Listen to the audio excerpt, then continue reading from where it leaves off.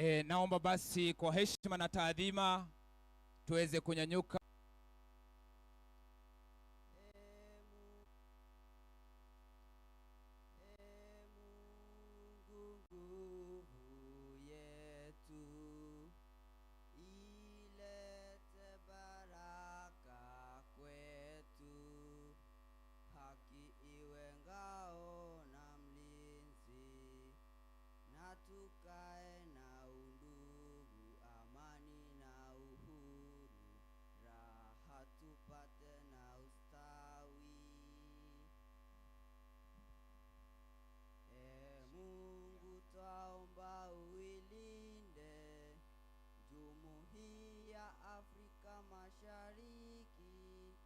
Tuwezeshe kuishi kwa amani, tutimize na malengo yetu.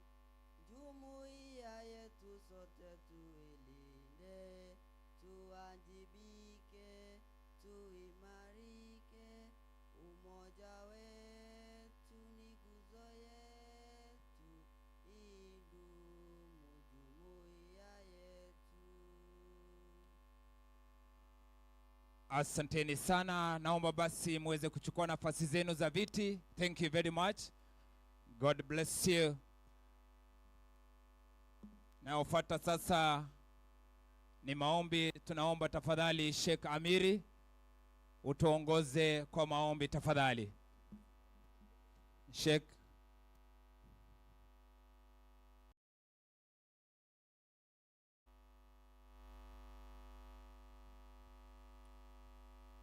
Bismillahirrahmanirrahim. Majina naitwa Sheikh Amiri, manager wa Furqan Integrated Schools. إن الحمد لله نحمده ونستعينه ونستغفره ونعوذ بالله من شرور أنفسنا وسيئات أعمالنا.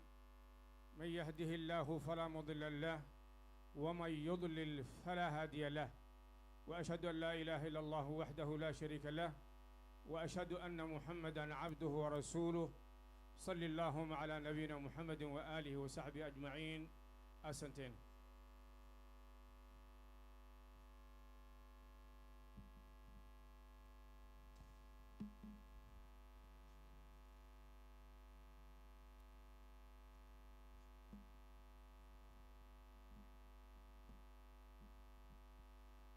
Asante sana. Inayofuata sasa ni entertainment kutoka the host school. Hii ni Wagberi Primary School, kitengo ya junior secondary. Wako na shairi na wataweza kutuongoza tafadhali.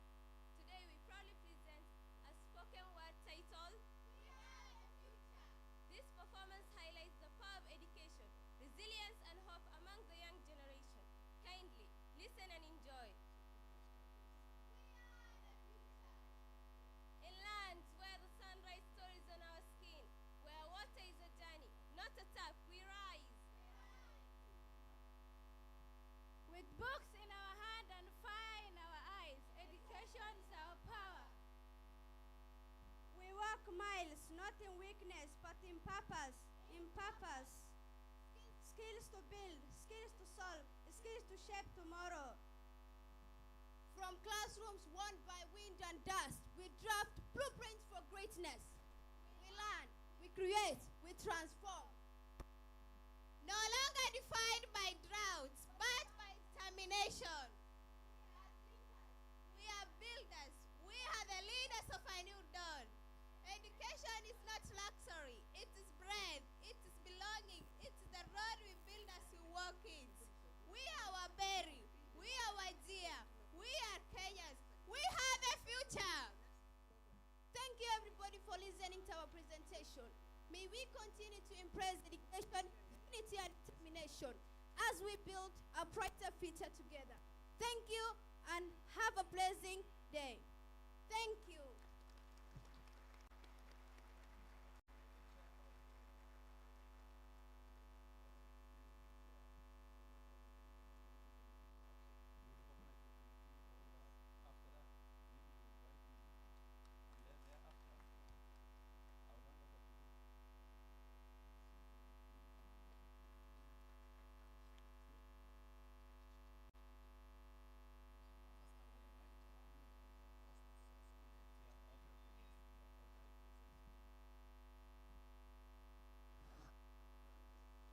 Asanteni sana. Wapi makofi ya wanafunzi?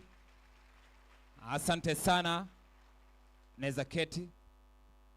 Tafadhali sasa, the next juncture tunamkaribisha the host principal, the host head teacher Wagberi Primary School.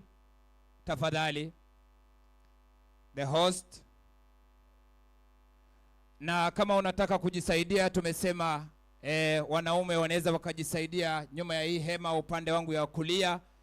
Kina mama wataenda pale sehemu ya ECD na watoto wa shule wataenda pale nyuma ya ofisi ya head teacher, na wanafunzi kama wanataka maji, kuna water busa imesimama hapa, wanaweza wakajisaidia. Asante sana. The host head teacher, tafadhali.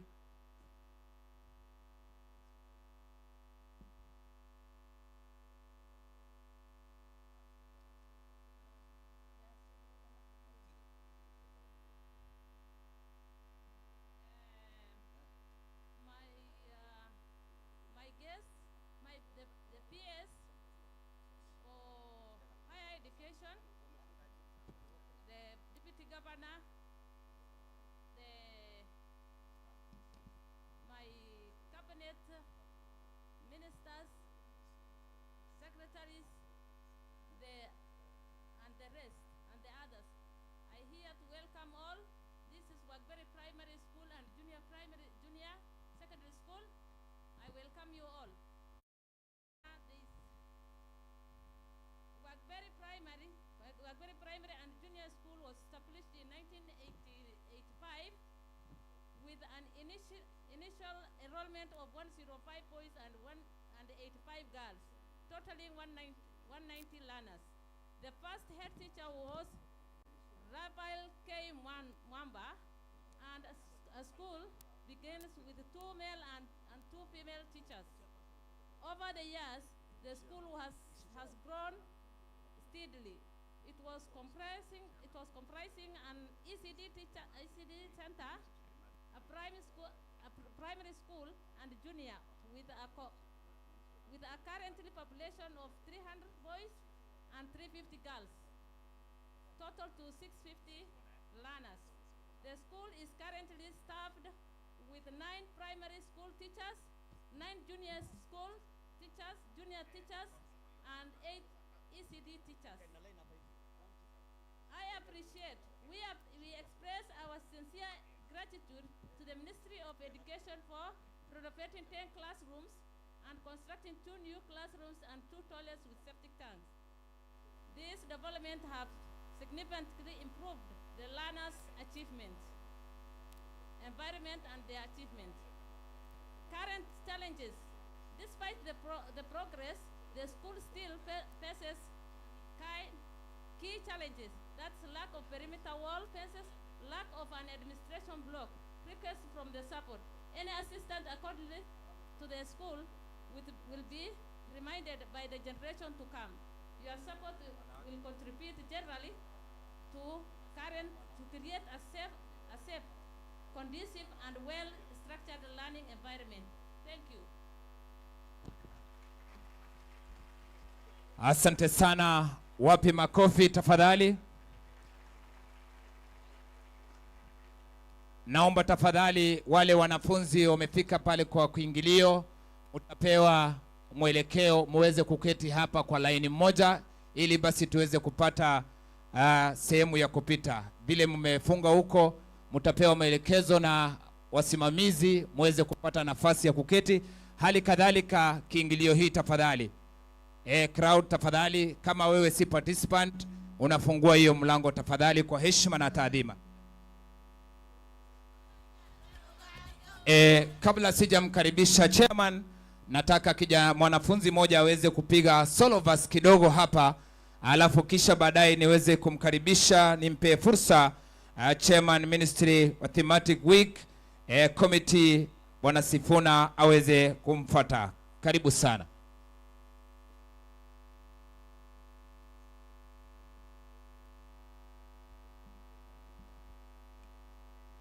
Director General, Deputy Governor, invited guests, ladies and gentlemen, in front of you is Abdelkader Ahmed from Hudilla Junior School, ready to present a poem about CBE entitled Skill Over Score.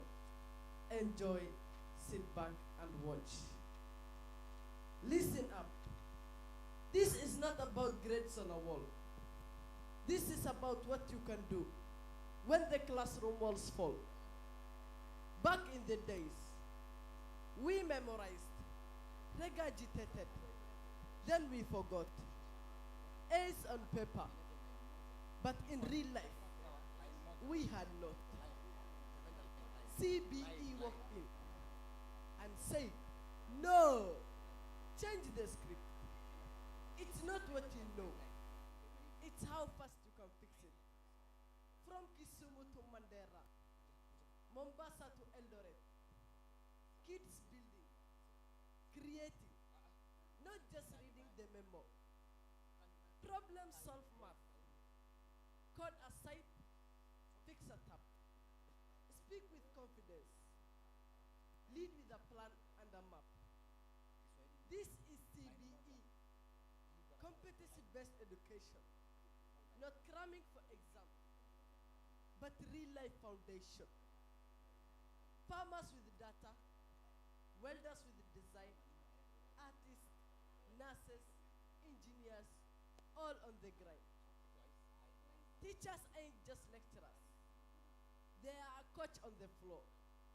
Student ain't a sponge, they are a creator once more. Parent, don't ask, what score did you bring? Ask, what problem can my child solve for the kid? It teaches respect and responsibility. Confidence grows in every child, step by step, with care and patience. You guide the gentle and the wild. Skill over score. Yeah, that's the new law. Kenya ain't waiting.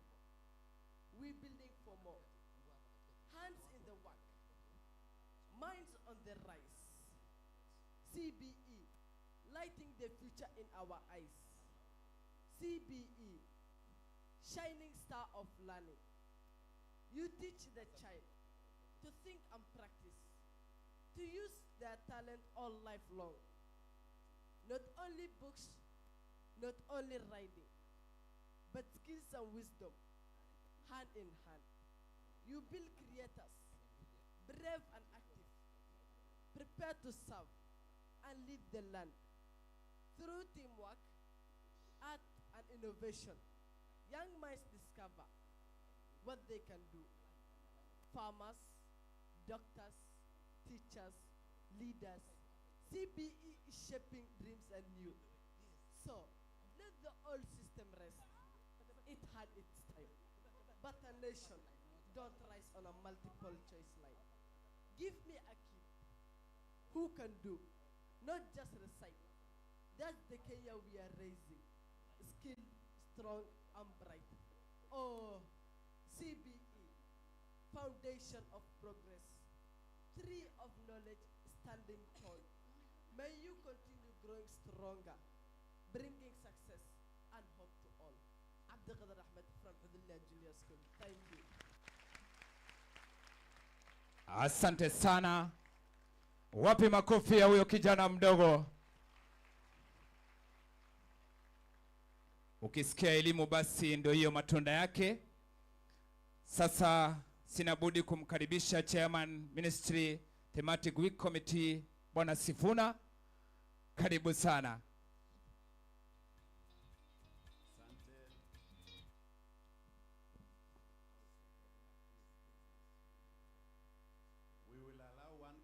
occasion, our children are ready, and it is their day. Let us allow.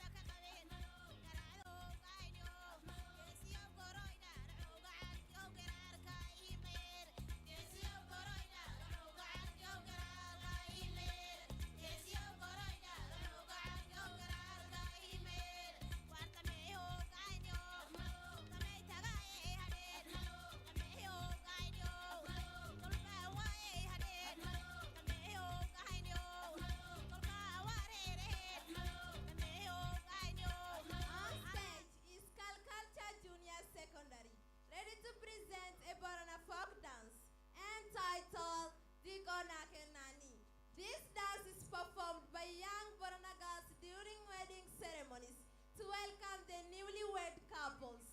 Welcome.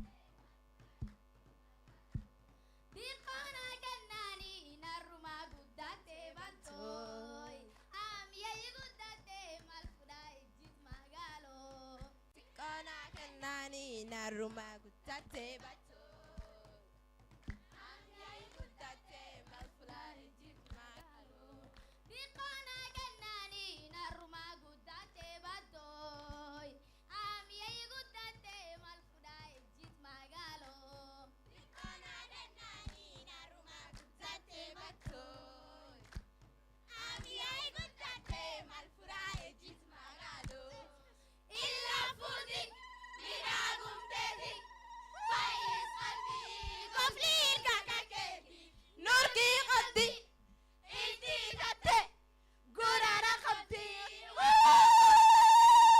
Leila, Leila, Leila, Leila, Leila, Leila, Leila.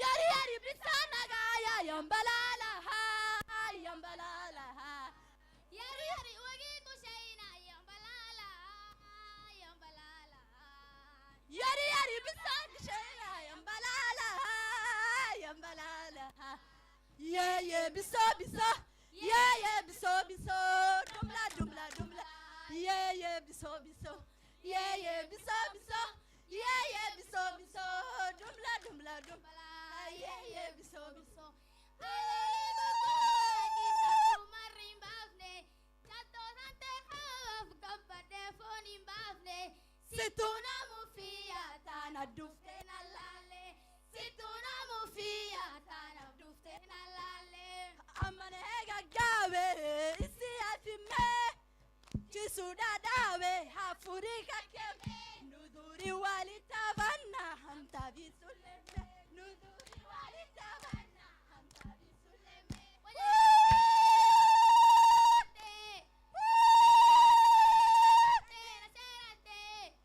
farudate onena jalate hanifiya birana demla surwatate farudate onena jalate hanifiya birana demla surwatate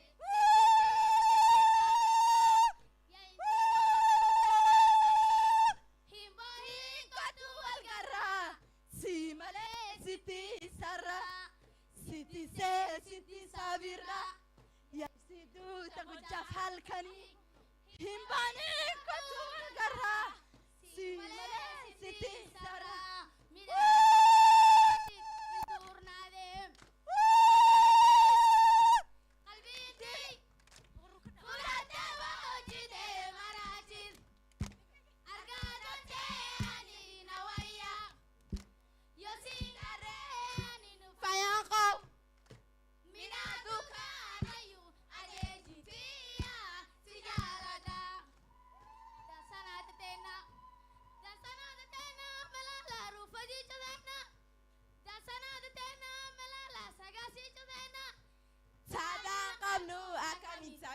kajela. Tada kapnura kamin tabiya kajela. Dasana tena. Dasana tena melala rufali tena. Dasana tena melala sakati tena. Tada kapnura kamin tabiya kajela. Tada kapnura kamin tabiya kajela. Dasana tena. Dasana tena melala rufali tena. Dasana tena melala sakati tena. Tada kapnura kamin tabiya kajela. Tada kapnura kamin tabiya kajela. Dasana tena. Dasana tena melala rufali tena. Dasana tena melala sakati tena. Tada kapnura kamin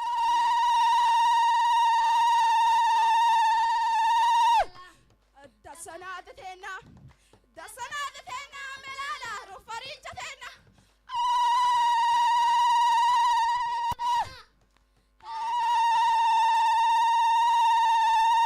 Tada kapnura kamin tabiya kajela. Dasana tena. Asante sana, wapi makofi yao tafadhali? Maridadi kweli. Jukwani lako. Asanteni. Na nyote mnakaribishwa tarehe moja. Whatever you are seeing here ni dalili tu. Usikose tarehe moja stadium. Ndio utajua watoto wetu wanajua kuimba. Sasa tumeanza. Kwanza kabisa ni kushukuru wote ambao mmekuja. And before that, the chief guest has an announcement. Welcome.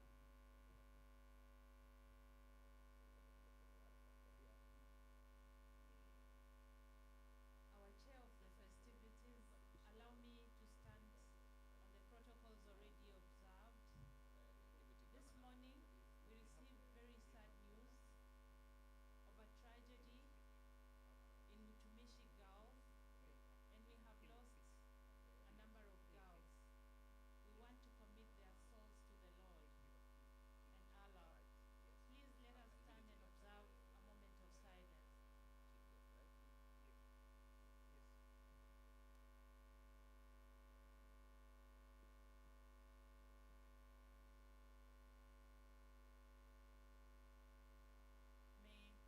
May their souls rest in eternal peace.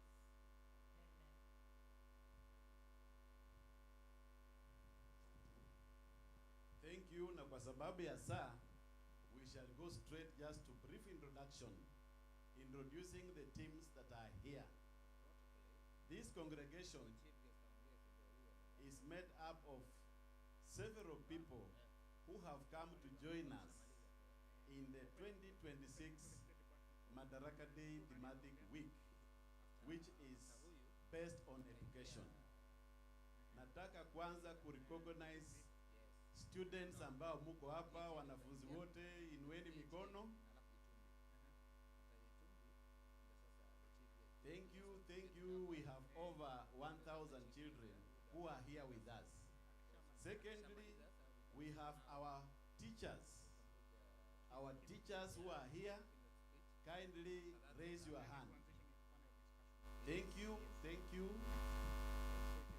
Then we also have the local Ministry of Education and TSC officials. If you are here, kindly raise your hand. Wonderful, let's clap for them. Then kuna wazazi wetu, wazazi and all others who have joined us, the sponsors. Pia inueni mkono. Thank you. And finally, we also have our visitors from Nairobi, our partners, all who have joined to make this day a success. If you are here, please raise your hand. Minister of Education from Nairobi and other partners. Asanteni. And thereafter, because of the program, I know we also have NAT officials. NAT, if you are here, raise your hand. Asanteni sana. We also have Kupet. Kupet, are you around? Yes, We can see one there. Thank you. We have Kesha. Kesha. Kesha, the principals are here. We have the capture. And of course, the team I lead, the sports officials, I'm sure they are around. I now hand over the program to our Director General to move forward. Thank you.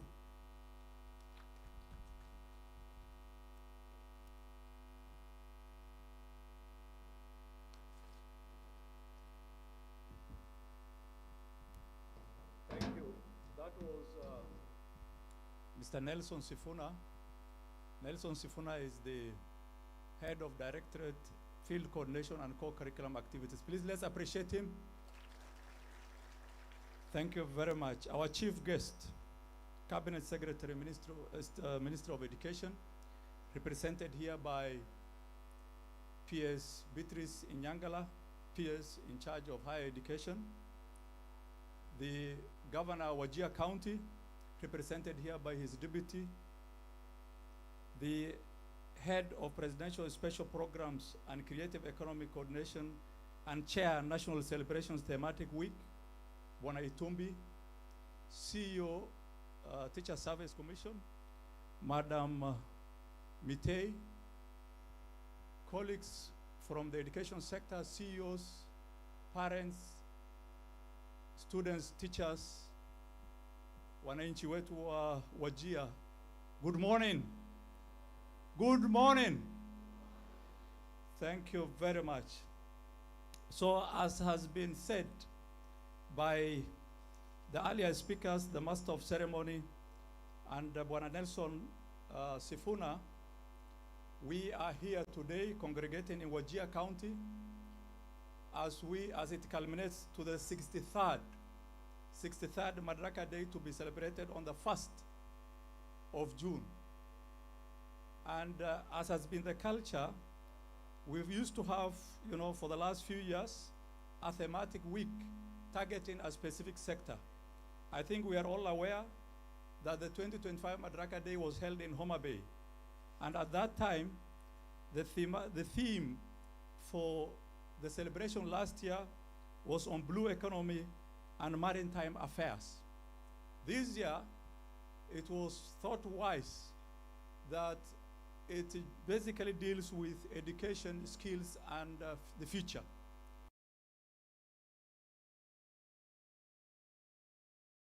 We'll be showcasing the importance of education. And we have come with a large team, not just from Nairobi, but also from the region, and the county team is also here. We have stands there. The Minister of Education, all the state departments are represented. Basic education, TVET. We have representation from universities, and now we are told there are 7 universities here today. We have the Kenya National Exam Council, the Kenya Institute of Curriculum Development, the Teacher Service Commission. All the parastatals of the Ministry of Education are here, and they have stands there. So we encourage our young ones, students and teachers, to take advantage of the presence of these officials here and ask questions. Even COOPS, the Kenya University and College Central Placement Service, has a stand there.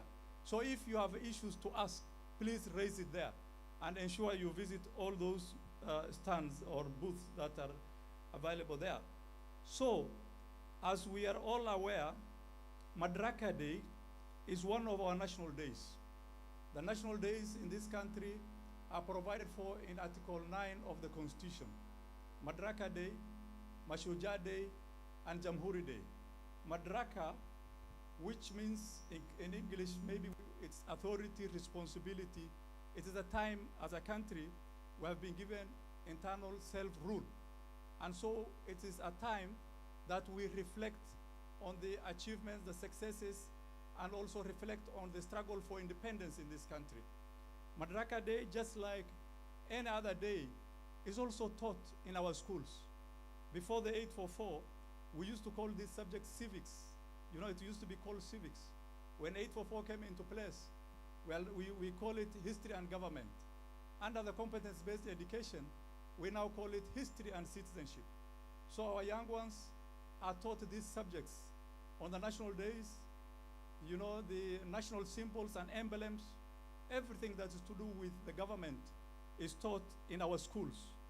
But I think you are also aware, as we congregate on the 1st of June, under the leadership of His Excellency, the President of the Republic of Kenya here in Wajir, it will also be marked in all the 47 counties. And the whole objective is to foster national unity. We celebrate Kenya's cultural diversity, shared national identity, despite different ethnic and religious backgrounds.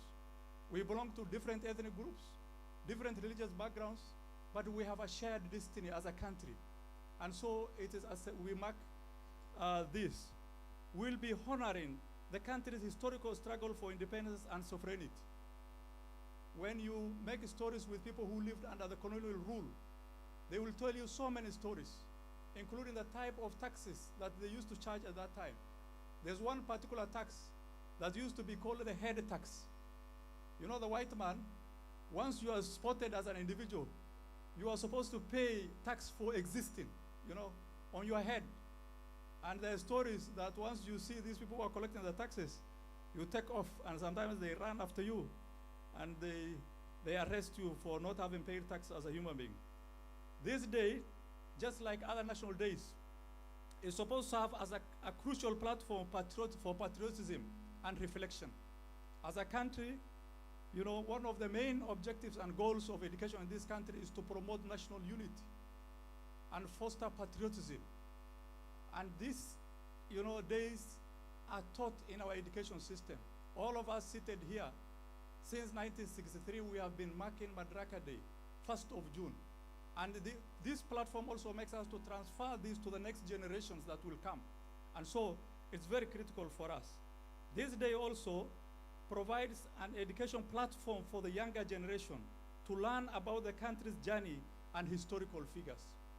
Our education system in history and citizenship, for example, history and government, we teach about the heroes who fought for independence in this country. Tom Mboya, Bildad Kagia, Ronald Ngala, all of them are taught in the history of education in this country. And they are taught specifically in history and government. And you know, the current 844, they know the Form 3s and Form 4s. History has 2 papers, even at the examination level. Paper 1 is history and government. And one of the figures always, you know, sometimes they examine, the students will say, oh, last year it was Ronald Ngala. This year maybe it is Daniel Arap Moi. And usually that kind of question, you know very well, is all 20 marks. So you people have to be aware that this is something we are covering. So as the education sector, we are really prepared. We have been training our students for their performances on the first at the stadium. And they have been, you know, pitching tent at the Jubaro Primary, in Sabule Secondary School, and the teachers have been training them.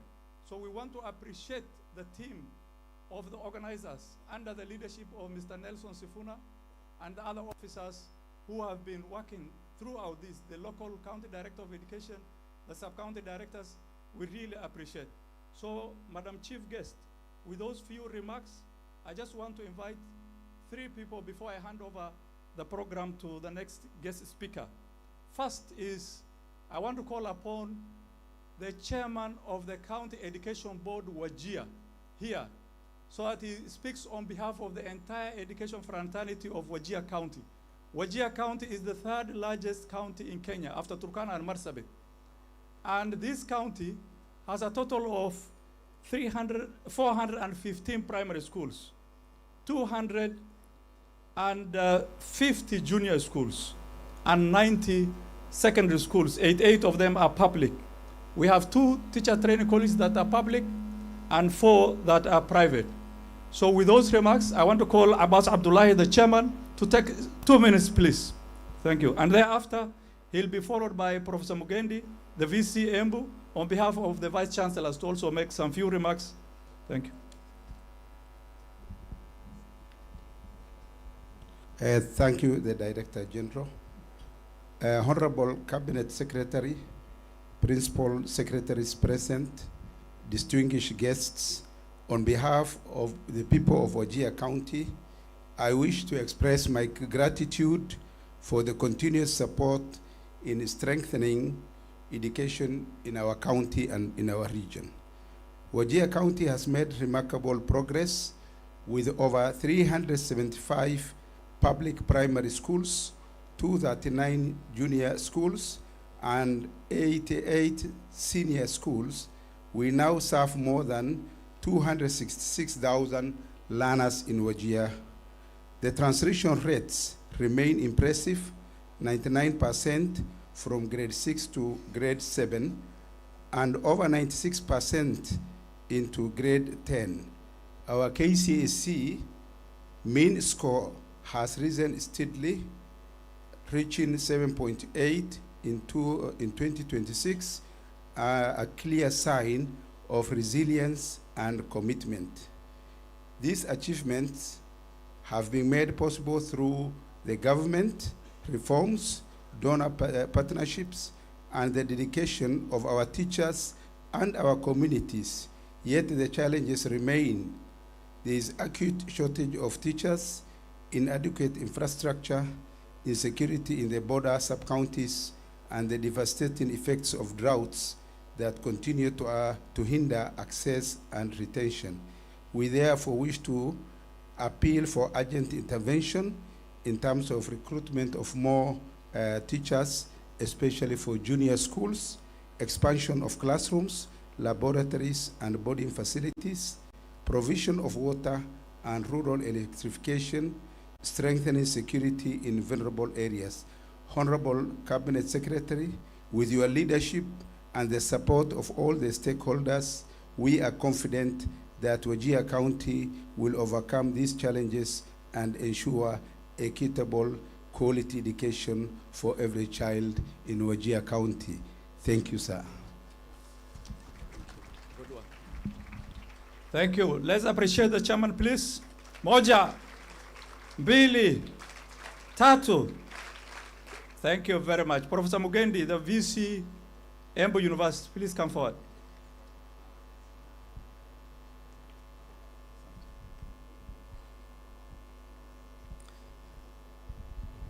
Our chief guest this morning, PS, Higher Education, or our distinguished guest, all the invited guests this morning. I would also like to ride on the protocols already established. Good morning. I would want to say that we are very pleased to be here as the university fraternity. As you know, right now we have about 45 public universities and another number of about 40 for private universities, and therefore it's a big fraternity.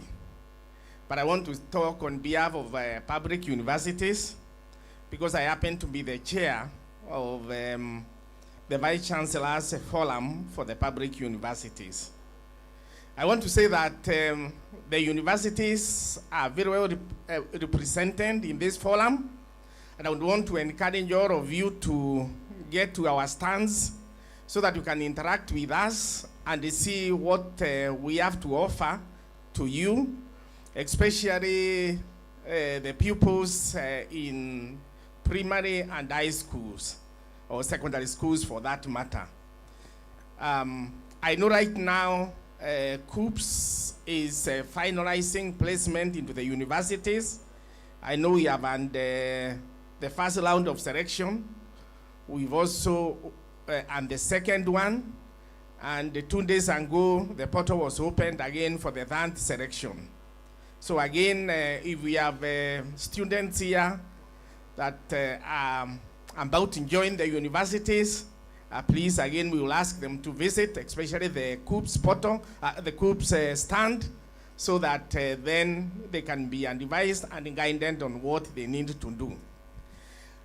I would want to say that at the university level, we have embraced the CBE education, and many a times we've been asked, what are we doing in that space to ensure that when the first cohort of students in the CBA curriculum get to the universities in 2029, that we are prepared. And I want to assure the PS and all the people in attendance today that the universities are preparing and preparing well. We have organized ourselves into coordinated teams where we are training our teachers, our lecturers. First, the paradigm shift, the mind shift, so that then we start thinking CBE. And we are also basically improving the infrastructure to be able to accommodate our students when they come to us in 2029, realizing very well that CBE is resource intensive, and especially when you think of the 3 pathways, then we need to be sure that at the university level we are prepared. And I want to assure all the pupils here today that come 2029, when we receive our first cohort, we will be ready to receive you, and we are preparing adequately for you. So I want to say that for us, even as we pride ourselves as a country, because of the many years and the strides we've made since we got self-governance and we became independent, I want to say that the space, the university space, we have also done a lot. You've got to remember that when we got independence, we had only one university that time. It was even a university college, that was University of Nairobi.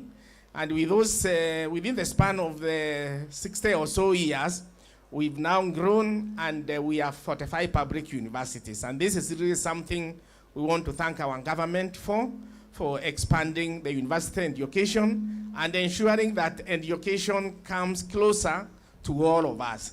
So we are here to celebrate with everybody else and tujivunie kama wa Kenya because of what we've done in that period. Thank you very much. God bless you. Thank you. Thank you very much. Moja, mbili, tatu. Asante sana, tujivunie kuwa wa Kenya. And in the education sector, we've done a lot since independence. There was a time, during the colonial time, schools in Kenya were based on, you will go to a school based on your race. The whites will get the best school, followed by the Asians and then the Africans. In 1950, Kenya High used to be called European Girls. None of our children in the 1950s, 40s will be in Nairobi School, in Elana School, Nakuru Boys. They had different names. They did not even have the current names. So we have achieved a lot. And thank you very much, Professor, for reminding us that. When we got independence, we were getting teachers. Those of my age, you remember, we were getting teachers from Makerere University. We were getting teachers from this part of the country. We used to even get teachers from Somalia, the Lafole College of Education. Rwandan teachers used to come. But now, we are self-sufficient. We are taught by our own Kenyan teachers. So a lot has been done, especially in the space of education. Our chief guest, at this point, I want to call upon the teacher's employer. We have the CEO TSC with us. I wanted her to make brief remarks in this opening session, and thereafter, I'll hand over the program to Mr. Itumbi, Head of Presidential Special Programs. Please come forward, Madam Itei. Please let's appreciate her as she comes in. Karibu, Madam.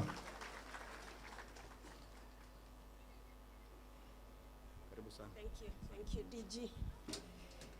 Our chief guest, the PS Higher Education, my friend Beatrice Nyangala, our Deputy Governor Wajir, Director Special Programs and Creative Economy, my colleagues from the Ministry and Teacher Service Commission, our teachers present, ladies and gentlemen, good morning. Indeed, it is a great pleasure for us to be in Wajir, and I want to confirm that the choice of Wajir County is very significant because it demonstrates the government's commitment to equity, inclusion, and balanced regional development. Some of us would not have come to Wajir had Madaraka Day not been brought here. And education remains the greatest equalizer for all of us. It is the foundation upon which Kenya's future is set on, and the teachers remain the backbone of that education. Walimu hoye, muko kwa nyumba? Yes, our teachers are in the house, and we appreciate what you do. Even in very difficult environments like Wajir, we do know the challenges you face, but we are here to support you. We are here to motivate you. And I want to ask the teachers, please visit our exhibition stands at the TSC out there. Look out for our services, which are both online, and we brought them manually here. Our staff will also be here for the next 12 days to be able to support you in terms of most of the functions that we know you have difficulty in. They'll be walking around your schools to ensure they support you in terms of TPAD, support the head teachers in terms of the control sheet, and even matters live streaming. So be ready for the staff. They'll be around to support you, and that is why we are here. Since I have a keynote address to make after this, allow me not to say much.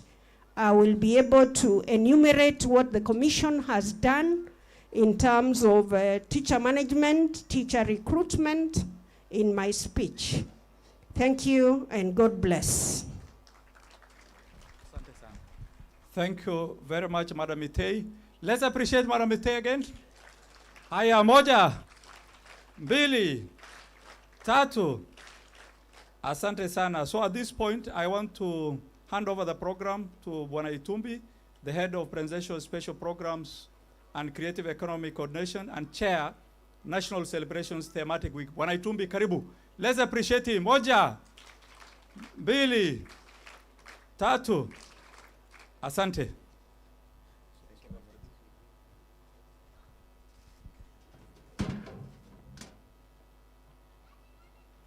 Chief guests, my friend and big sister, PS Beatrice Nyangara, DG County, teachers, professors, and students. Good morning. Good morning. Let's say hello here. Good morning. Chief guests, distinguished guests, leaders, teachers, students, and fellow Kenyans. Welcome to the opening of the 11th thematic week. Today, we gather in Wajir, and there could not be a more fitting place for a national conversation on education. Wajir is a living testimony that education is not privilege reserved for the comfortable. It is an instrument of transformation for the forgotten, the marginalized, and the overlooked. That is why the theme today matters. Masomo, Ujuzi, Kesho, Yetu. Education, skills, and our future. Education is the greatest equalizer humanity has ever created. Wealth can be inherited, power can be seized, but knowledge must be earned. And once earned, it becomes a permanent force. In the Pedagogy of the Oppressed, Paulo Freire writes that education either functions as an instrument to bring about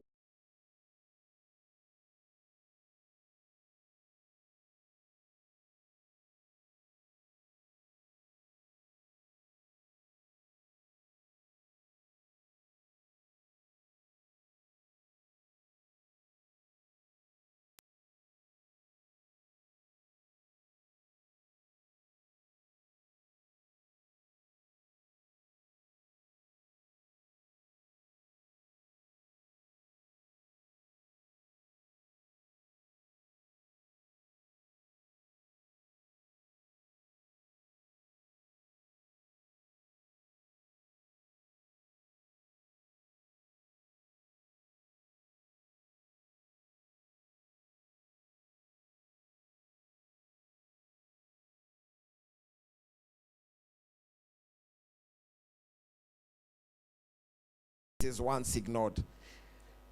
But as we discuss the future of education, we must also confront the greatest disruption of our generation, artificial intelligence. AI will fundamentally change how education is assessed, how information is consumed, and how governments communicate with citizens. The blackboard may have changed learning. The internet may have changed how we access knowledge. AI will now change how we understand. That is why my office, Chief Guest, is now developing a Kenya-specific artificial intelligence platform designed to completely destroy the barriers that make it difficult for citizens to access government information. We are building tools that will fundamentally rewrite government communication as we know it. For too long, misinformation has thrived because public information is hidden in secrets and confidential documents, complicated language, lengthy documents, and deliberate distortion. AI now gives us the power to simplify truth, democratize facts, and make knowledge available instantly to every Kenyan, whether they live in Nairobi, Mombasa, or Wajir.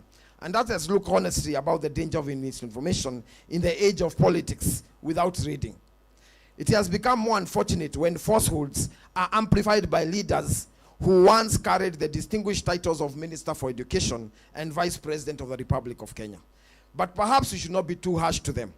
Lengthy policy documents demand patience, education, concentration, and careful reading qualities, which sometimes evade some politicians. This is precisely why we are building a Kenya-specific artificial intelligence truth to simplify public policy. My good friend, Dr. Stephen Kalonzo Musyoka, once a Minister of Education, I say this with respect and a duty of care. We cannot allow you to continue publicly embarrassing yourself by misrepresenting documents that are available for all to read. That is why we are developing an AI tool for you. Because facts matter, education matters, leadership demands accuracy. You cannot, for example, claim in public that the Finance Bill 2026 has clauses about land, when in all the pages of the Finance Bill 2026, none exists. But do not worry, my brother. There will be an AI platform soon that will educate you. The British philosopher Francis Bacon once wrote, "Knowledge itself is power in the AI age. Access to accurate knowledge will determine whether societies progress confidently into the future or collapse into confusion and manipulation." And so, as we officially open the 11th thematic week, let us choose boldness over hesitation, vision over comfort. Let us leave Wajir carrying one conviction, that every child, whether born in the city or the frontier, deserves the chance to learn and grow to lead. Before I conclude, Chief Guest, allow me to demonstrate what will be happening here for the next few days. Because it will not be about speeches, it will be about actual engagement. Yesterday, when I arrived in Wajir, I took a walk into Wajir town, and I met a gentleman called Elvis. And Madam CEO of TSC, PS, and officials, I do not intend to embarrass you, but this is a real case which this conference should be able to resolve. Elvis, please come on stage and come with the documents.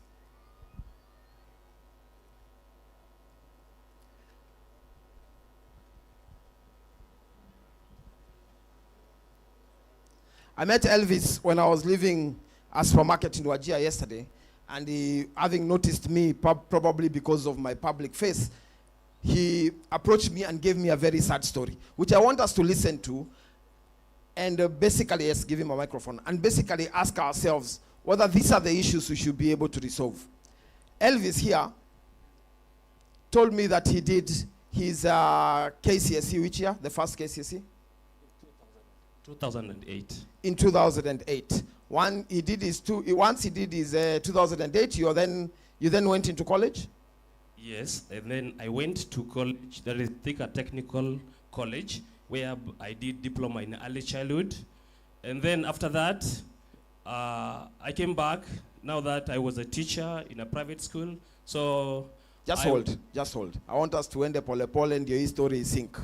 So he went to, he did early basic education. He got a C, which basically the rules then kicked him out. So he decided to go to KU, and he did a degree in? I did a degree in education, Bachelor of Arts. He did a degree in education. Then he realized that having a C, I understand, locks you out on getting employed by TSC. So he went back, this is now 2022, he then went back and sat for KCSE again. And what did you score? I went back, I went for a receipt in 2022, and I got a C+, right? And you went back, and therefore that C+, then you qualified. Yes, so when I was applying for internship, I actually attached the C plane and the C+, and the degree, and that's what I used to apply for the internship. If you don't mind me asking, how old are you? I'm now 35 years old. Okay, and then what happened after that? After that, I was posted to a school called Madaraka Junior Academy in Wajir North. And then later on, that was in 2024, around October, during confirmation, we were called in a town called Bute to go and fill the forms.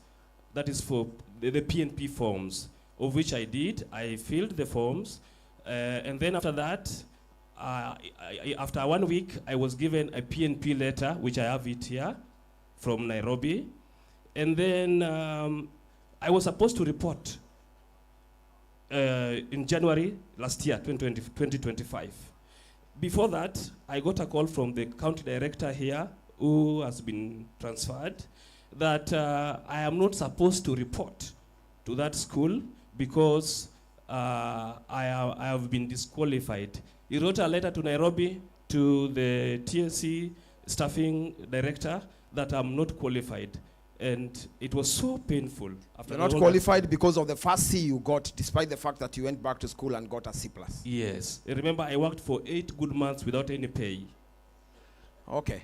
So, PS, these are the kind of issues that we will confront. Now, because you met me, and there must be many other cases, but to demonstrate what we'll be doing here for a week in this thematic week, Elvis, I'll give you the rare privilege of meeting the CEO of TSC, Ms. Ivary Mutei. Please take a seat there, and your issue will be resolved today. Thank you very much. Thank you very much. I appreciate it. May God bless you. Okay. Just go there and sit with her, and you'll brief me what happened. Let's clap for Elvis.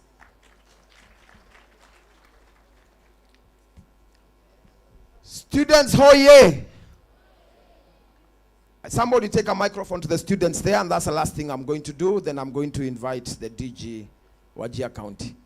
Somebody take a microphone there. Niko na maswali na ni maswali rahisi.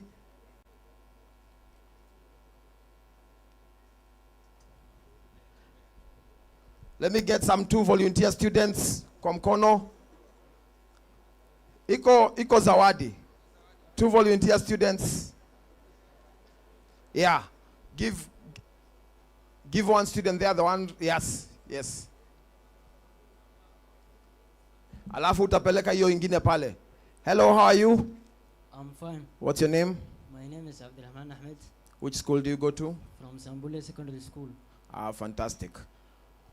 What does Madaraka Day mean? Madaraka Day is a national day. It is very important for Kenyans. It's the day when Kenya got independence. So we celebrate for that important day. You said your name is Ahmed? Abdulrahman Ahmed Sheikh. Ahmed. Huyu Ahmed ni fire, si fire?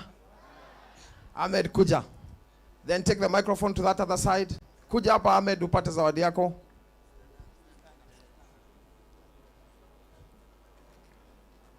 Somebody assist Ahmed to take the microphone on the other side. Yeah? Oh, she has a microphone. Okay, Ahmed, just come with the microphone. Just come. Hi, how are you? I'm fine. How are you? Very well. And what's your name? My name is Hamdi Ahmed. Who is the minister? Who is the CS, the cabinet secretary, in charge of education? Ogaba. Come over here. Only fire, see fire. So congratulations for volunteering. Students, it's good to step up and answer questions. So I'm going to give Ahmed 2,000 shillings. Thank you very much. Well done. Well done.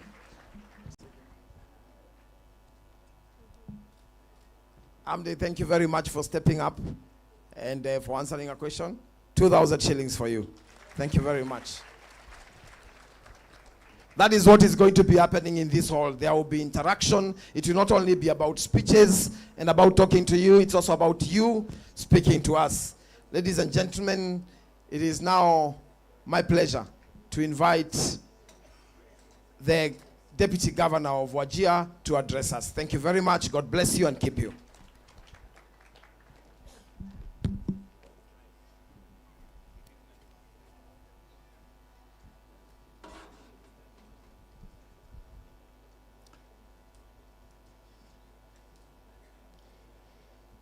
Hello.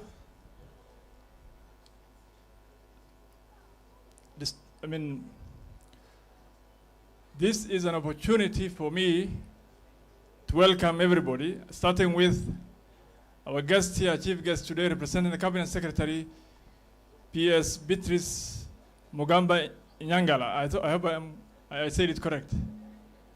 And the head of Creative Economy, Mr. Dennis Itumbi, distinguished guests, ladies and gentlemen, Assalamu alaikum. Mechoka nini? Assalamu alaikum.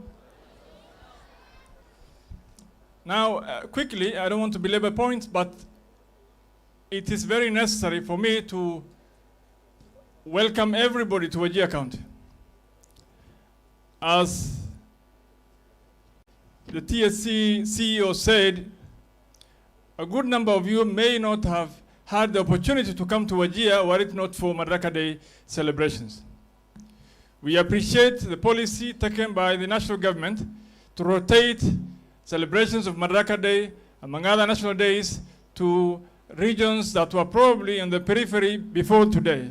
Regions were far-flung corners, regions that are forgotten, and now are at the center of deliberations and discussions at national level, Wajir being one of them. You will get to know during your stay here that Wajir has a lot of history. There's a lot of history to Wajir town, in particular Wajir County in general. Please get time to explore Wajir town, not just its monuments, its historical monuments, its cuisine, its traditions, its culture, and the abundant wildlife that is present, particularly in Wajir County. It might interest you to know, PS, that there was a war fought here between the Italians and Brits in 1925, monuments of which are here in Wajir town as we speak. You can probably see some of them as you go. Itumbi, I know you are good in moving around. Please do around and go along with the PS to show her around that there is history to Wajir town, in particular in Wajir County in general. So now wakaribisha wote. You know that with the advent of devolution, a lot of infrastructure has come up along the way. We built the first tarmac roads in Wajir County before the national government could do its part. We built the first hospitals. We had 1 or 2 doctors before devolution. Today we speak, and proudly so, of 20 specialists and many, many tens of doctors present in Wajir County and in every other sector of Wajir. But a lot of it was probably brick and mortar. Brick and mortar, just as we are also doing many other essential services. That is why it's necessary to couple brick and mortar with what is important, that is building the future. Our forefathers gave us a nation called Kenya. It is our responsibility as the current generation to bequeath the next generation, the future generation, of skills, of the needful power, needful education, such that they possess the future, inshallah. It is why we have the theme of today, skills and education, to bequeath the future, their future, and generations to come. They will not just have a country called Kenya, but they will be competing globally in every aspect necessary going forward. So we welcome every discussion to do with AI, as Itumbi has said. We welcome every other discussion to do with education. We just don't need to build bricks and mortar. We need to build our human capital. I appreciate the fact that the TSC acting CEO is bestowed with a degree, I could see a master's degree in human resource, which is quite necessary. We need to build our future. We need to build our generations to come. It might interest you, PS, that we have 517 ECD teachers in Wajir County. Most of them moved to they were regularized as per the system. We have built 434 classes, ECDE classes. We have 206 religious instructors. We have, if statistics serves me well, we have about, we built 434 classes. We have 517 ECD teachers, 206 religious instructors. We built 357 twin toilets. We have built many, many other things during this time in particular, but for the last 50, since the advent of the revolution. Most of them happened probably this term. This time we did about 200 plus classes, but in general we have 434 classes. We are continuing to do what we can under the circumstances to do which is within our mandate, which is ECD. ECDE is within our mandate. We have challenges here and there, particularly structural bottlenecks. We give bursaries every financial year. We have given so far 510 million, if my mind serves me well, of bursaries. And we give it routinely every year, at least for this term and the first term. We do so in the interest of building the future.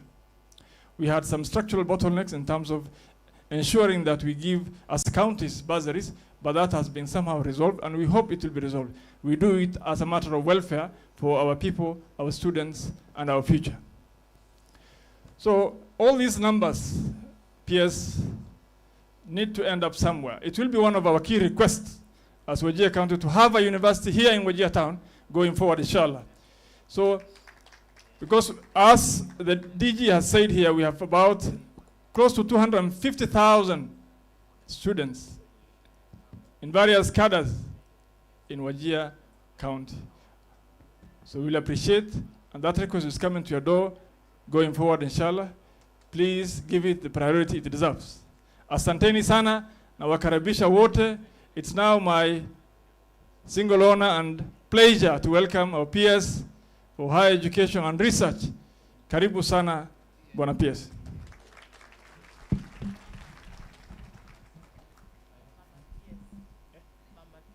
Mama PS, sorry, apologies. Asante DJ.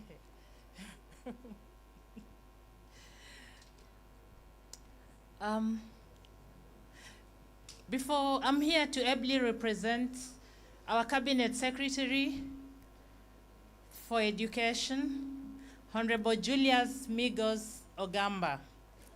But before I do that, I want to say that Beatrice Muganda Inyangala, and I'm the Principal Secretary for Higher Education.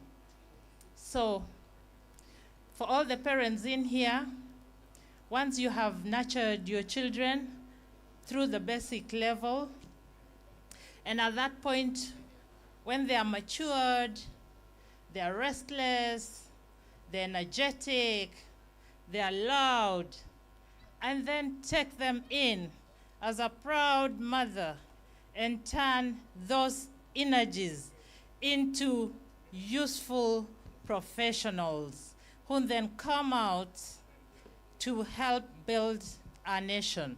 And so today, you will walk around and learn where you will join me in the university sector, because by now you have been placed in a university. And if you have not been placed, please, you'll get all the assistance you need. I also want to announce here today that right now, university fees is very, very low. We are talking about 5,814 at the very minimal to an average of 20,000 shillings a semester. And no student, even if you come from a well-to-do family, no student pays more than 75,000 shillings a semester.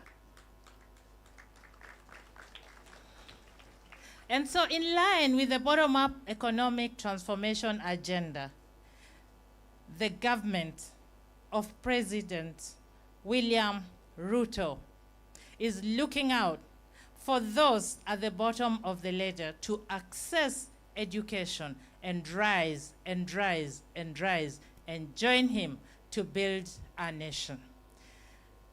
And we are here kusema na kutenda.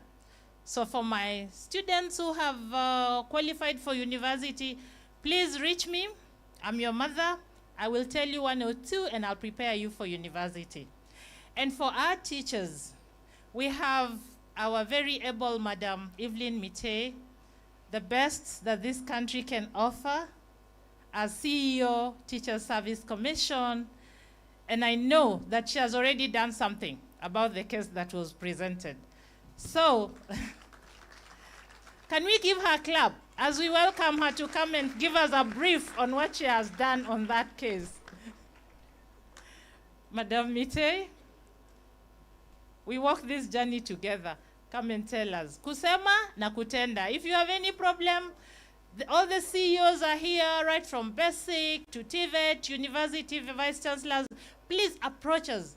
We have brought services close to the people, and we want to serve you. Sahihi, without wasting time. Yeah. Thank you, Madam PS.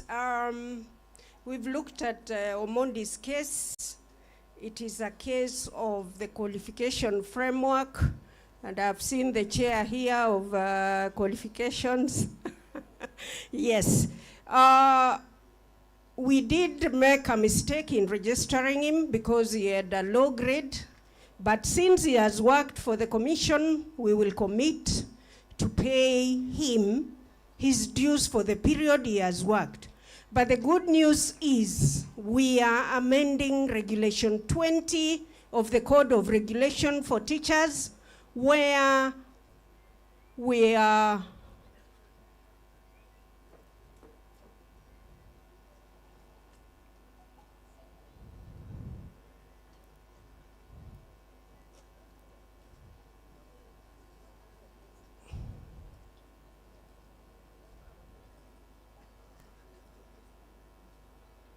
Karibu PS Moria, thank you very much. So we are amending Regulation 20 of the Code of Regulation for Teachers, and I think most of you have seen it.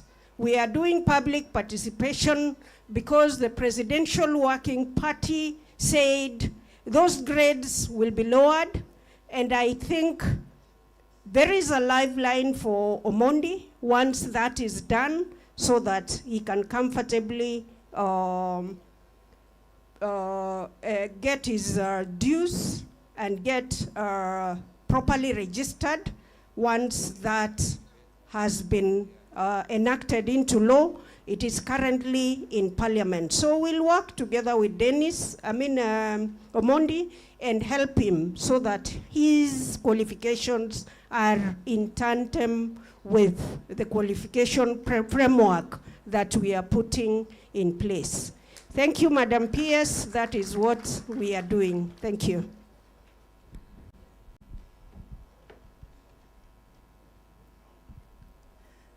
Thank you. So you can see there's progress. We listen to the people. When there's an issue, we listen. We propose solutions. We take them back to the people to accept them so that together we work within standards that put us on the map globally, but also accommodate the needs of our people. While we were on stage, the Principal Secretary for TVET arrived. And just like one of our girls was able to identify Honorable Migos Ogamba, the CS, we would wish that you also identify us next time. And so I would want to welcome to the stage my sister and friend, Dr. Esther Moria, the PS TVET.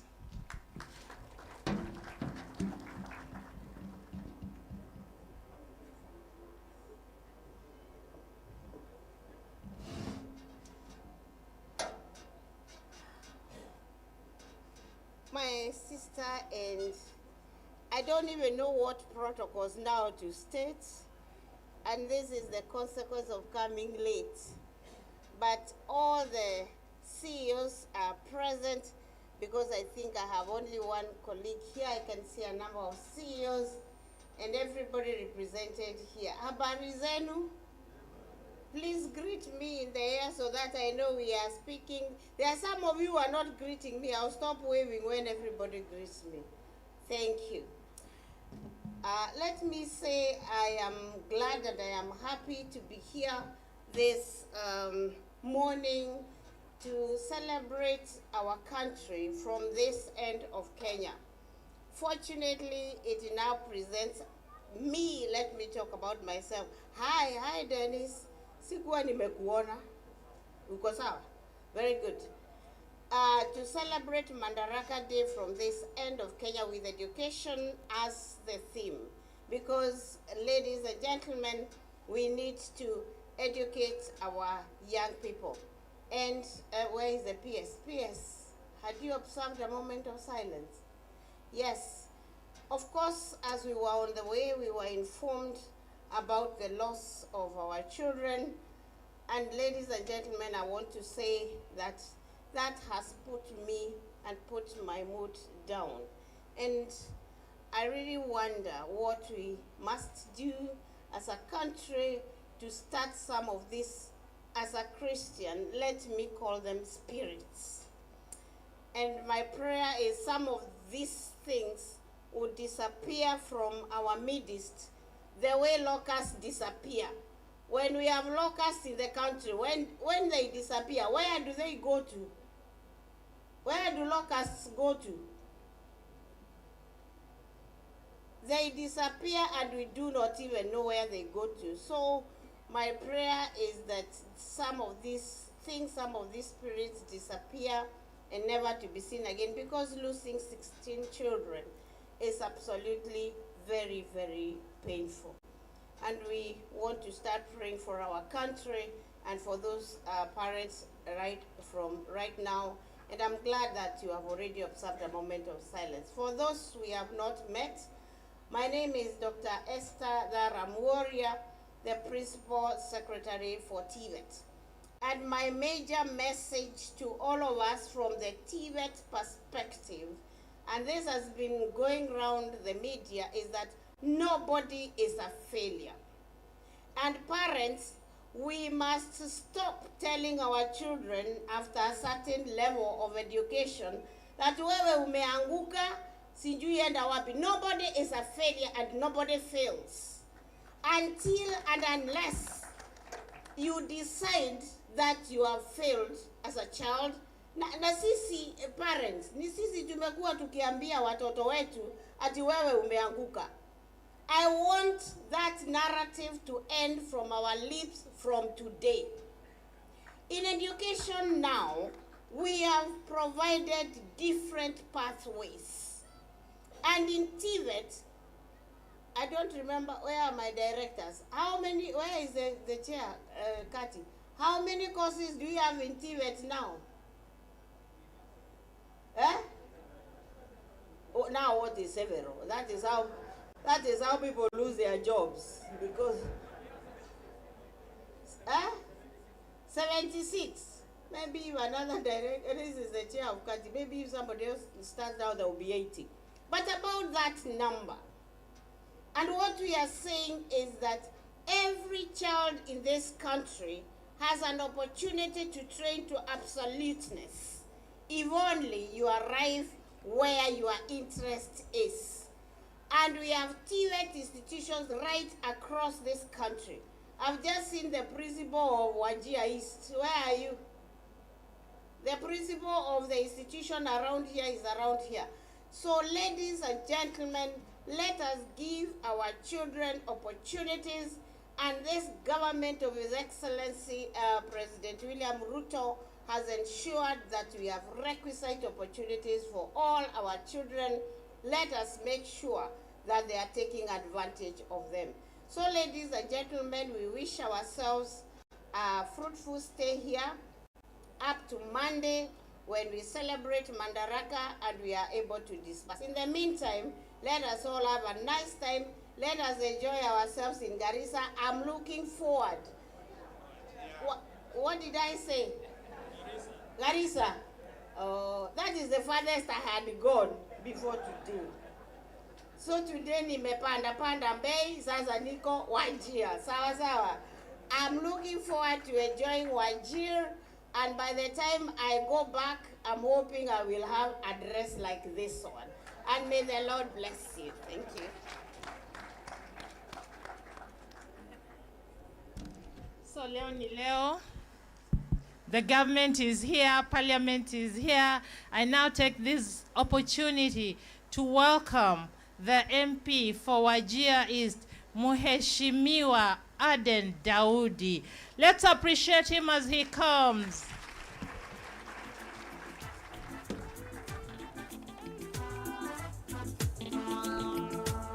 Thank you very much, PS. PSS. Karibuni Wajir. I'm also one of the latecomers, like the PS who was here. So, lakini nasema karibuni Wajir. Thank you very much for all people coming to Wajir. PS ukisema Garissa mara ngine, vile umesema director, that was people will lose their jobs. Hata wewe yako itaenda. Hapa tuko Wajir. So I am pleased to welcome you to Wajir East constituency and Wajir County. It is an honor to have all of you mukuje hapa to do this theme for education. It is something that we have been looking forward to, and we are happy that it is happening. We also want to thank His Excellency the President here to host Madaraka Day. I am sure we will not have seen all these people had it been not been the decision of His Excellency the President to host Madaraka Day in Wajir. Our county is county number 8. It is not on the farthest north, but we are towards the north, and we want to appreciate all of you who have taken time to come and spend with us and celebrate Madaraka Day with us. Walimu, Ministry of Education, Madam Secretary, we are very happy with the strides that you are taking. Juzi mumetupatia walimu wengi na tunashukuru sana.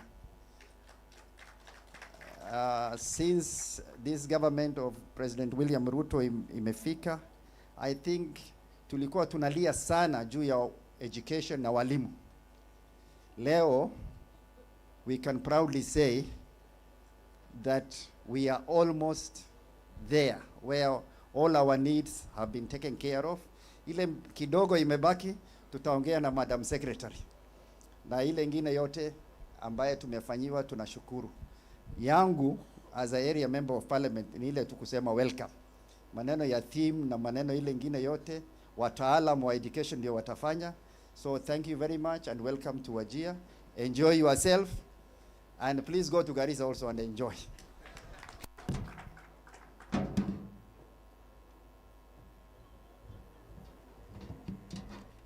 And now, it's my humble duty to read the official speech of the Cabinet Secretary, Ministry of Education, Honorable Julius Migos Ogamba. Your Excellency, the Governor of Wajir County, aptly represented here by the Deputy Governor, His Excellency Ahmed M. Abdi, Principal Secretary TVET, Dr. Esther Moria, Head of Presidential Special Projects and Creative Economy Coordination, and Chair, National Celebrations Thematic Week. In other words, he's our host. If he hadn't worked so hard, we wouldn't be here.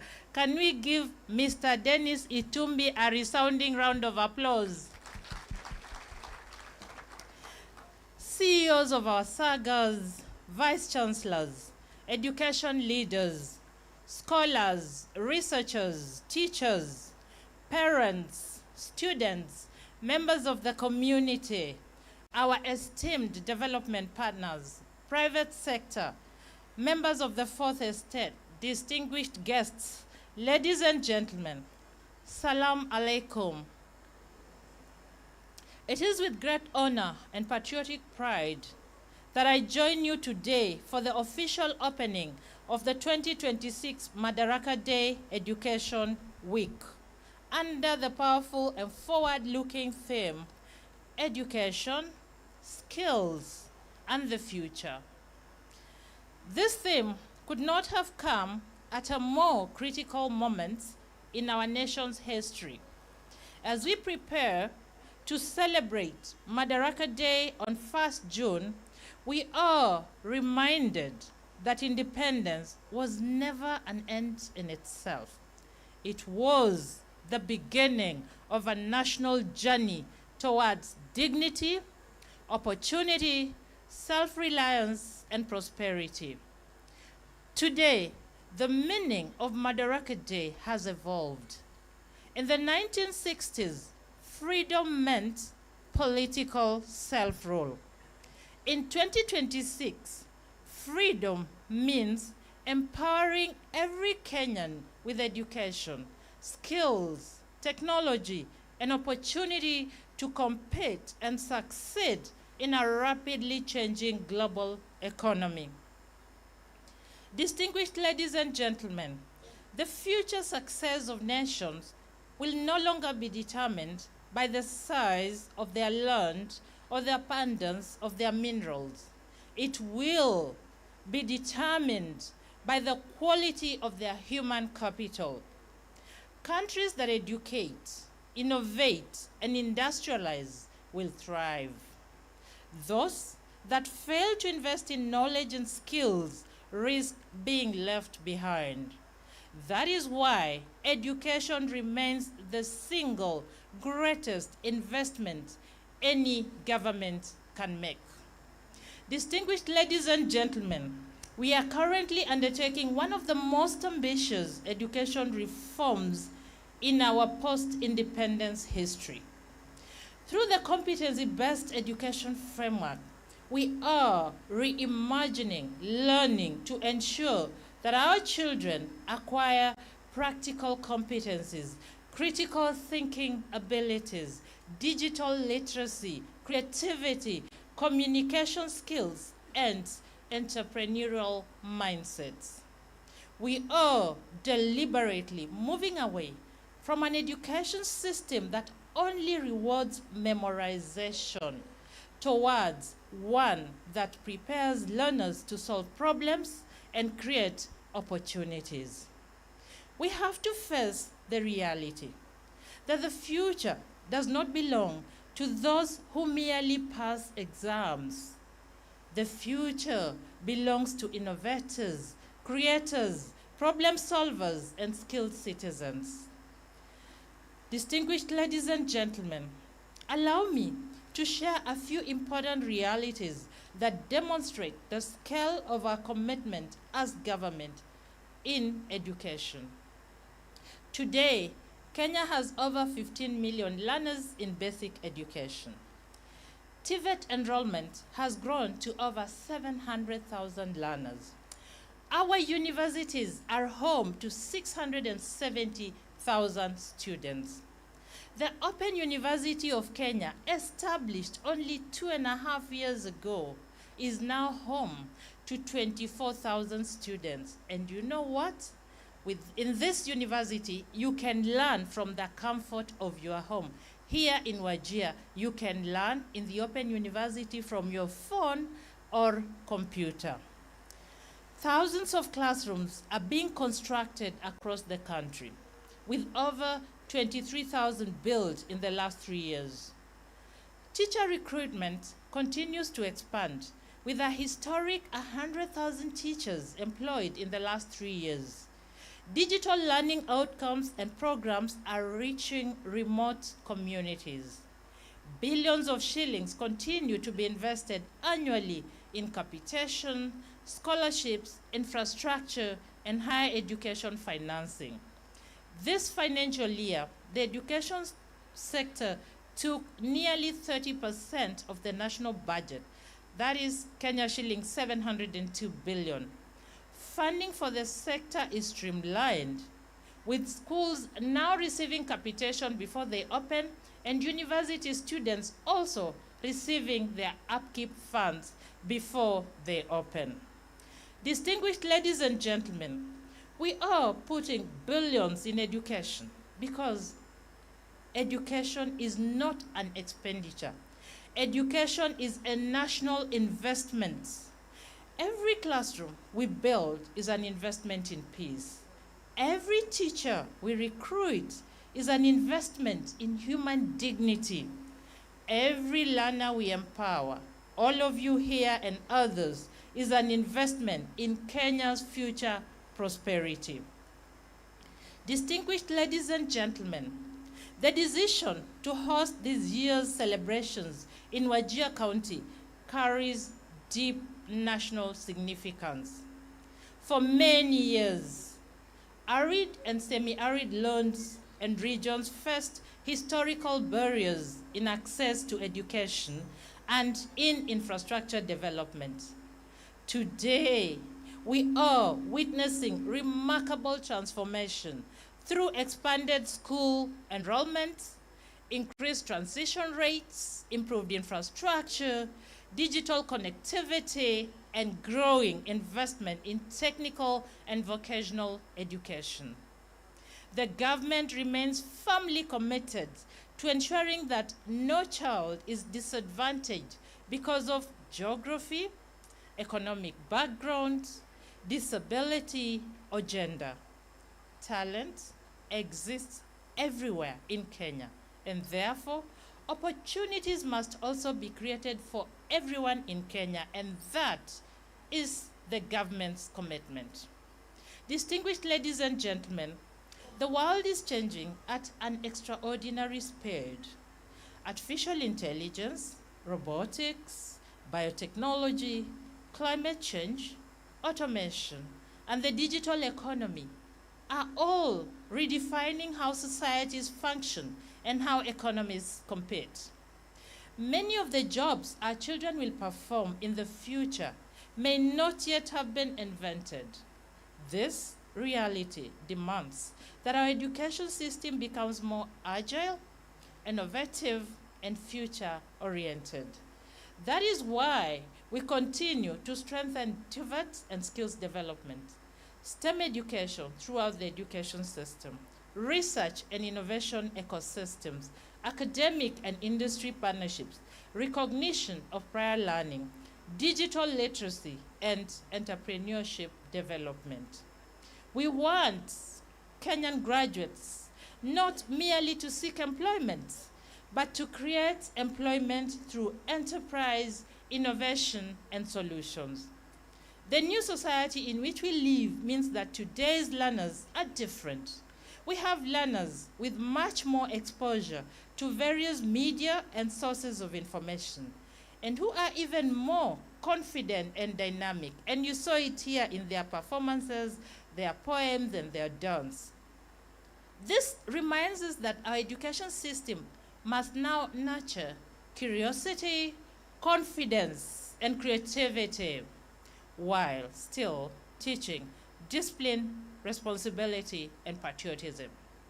Distinguished guests, throughout this education week, Kenyans will witness innovation and technology exhibitions, TVET skills demonstrations, research showcases, mentorship and career guidance programs, cultural performances, entrepreneurship forums, digital skills clinics, and public engagement forums on the future of education and skills development. This week is about showcasing the immense potential that exists within our learners, institutions, teachers, researchers, artisans, and youth. This is our opportunity as the education sector to showcase the progress we have made since we attained internal self-rule and the plans and aspirations we have for our future as a sovereign nation. As I conclude, distinguished ladies and gentlemen, let me sincerely appreciate our many partners. They include, but are by no means limited to, UNICEF, Equity Group Foundation, KCB Group, county governments, development agencies, and private sector players. Your dedicated support to the education sector continues to shine through the outcomes: holistically grounded children, enhanced graduate competencies, and the knowledge and technologies that are emerging from our universities. And so, distinguished ladies and gentlemen, as we officially open this important national event, let us recommit ourselves to strengthening our collaboration in building a Kenya where every learner matters, every talent is nurtured, and every dream is given an opportunity to flourish.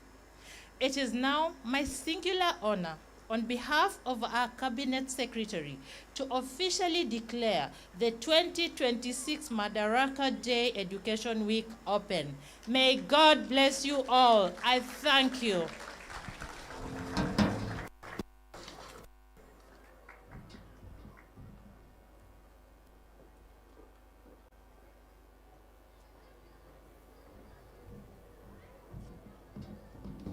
Let us give all the speakers a round of applause. And now we move very fast. We transition to panel discussion. Martin, where are you? Take over. We transition to panel discussion. We will need additional chairs on stage.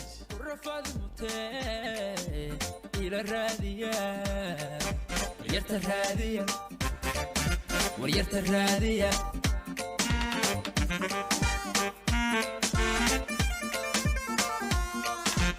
مروا ما سكريو راليا ركسونتو روقي علمقا عوض البيربتي إلى الرادية راسي قرحي الروبكي هلي عرمي الرمسكا داير ارسمي ستوي راح ذا الدا الراحة للدا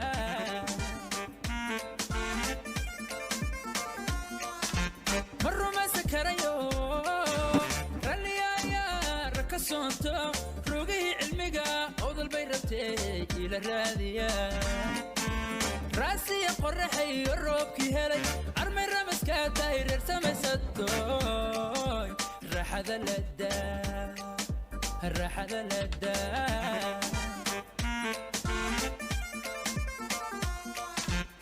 kasta haraba hana raadiye hargeysu run badan raadkeedu gale ila raadiye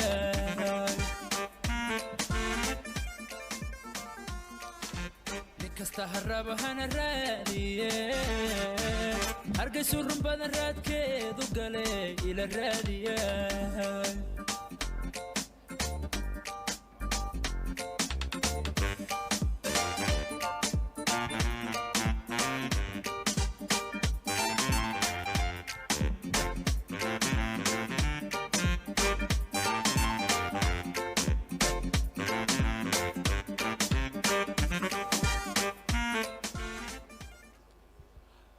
Thank you very much.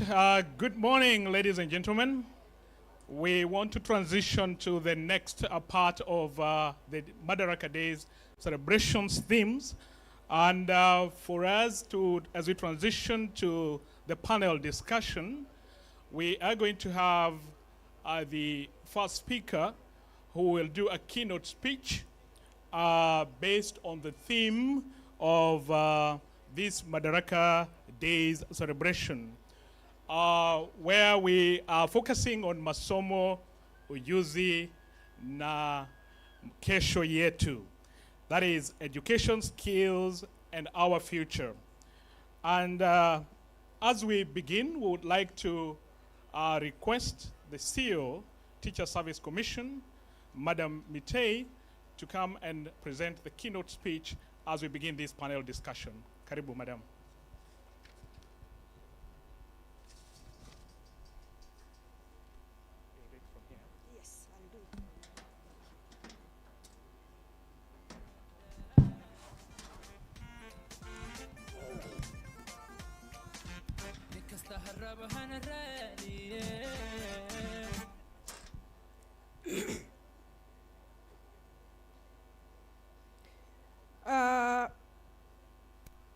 our chief guest, who is representing the cabinet secretary, all invited guests, allow me to ride on the established protocols. And I want to go straight to my speech.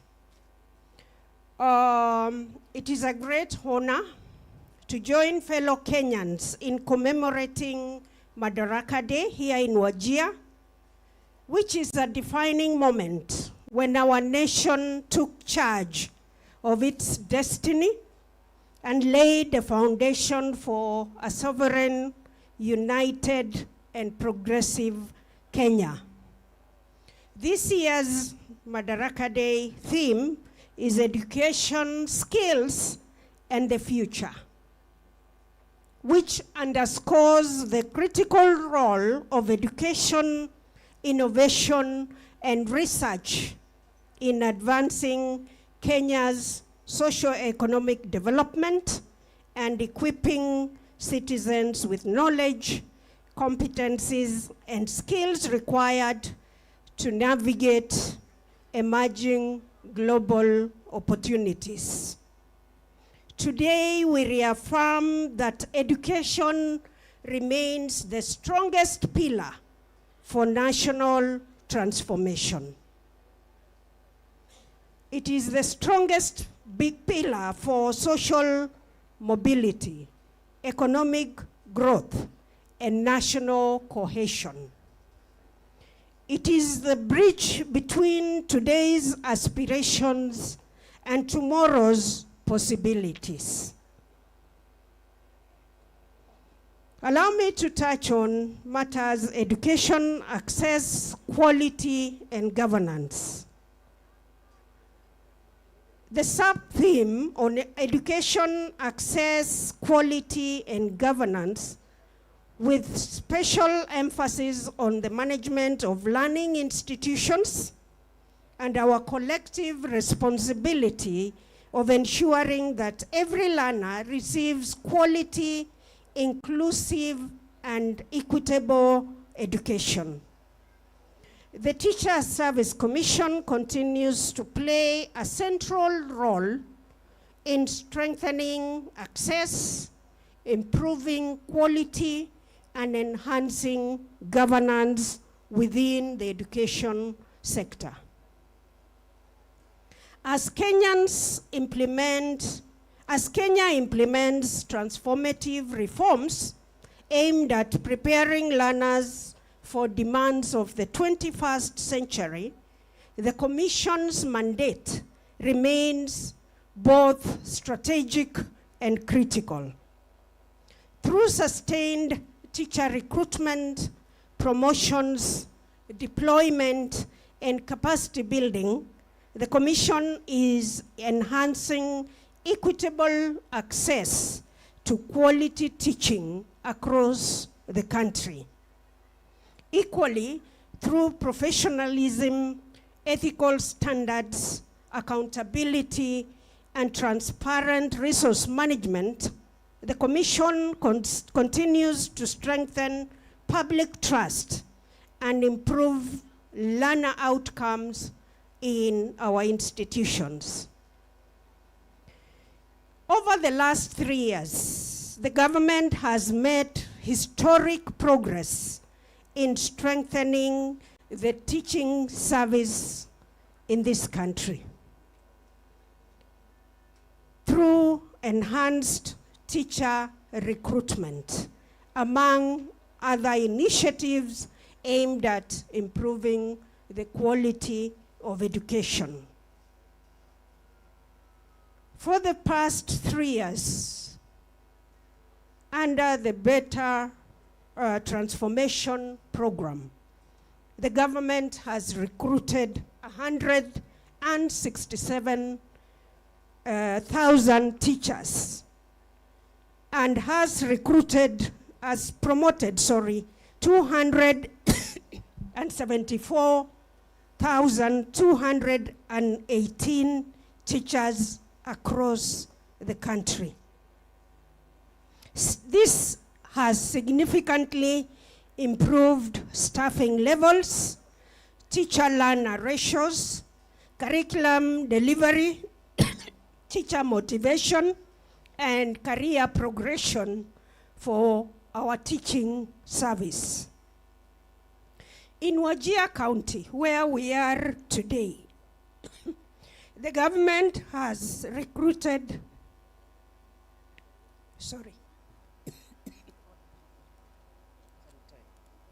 the heat.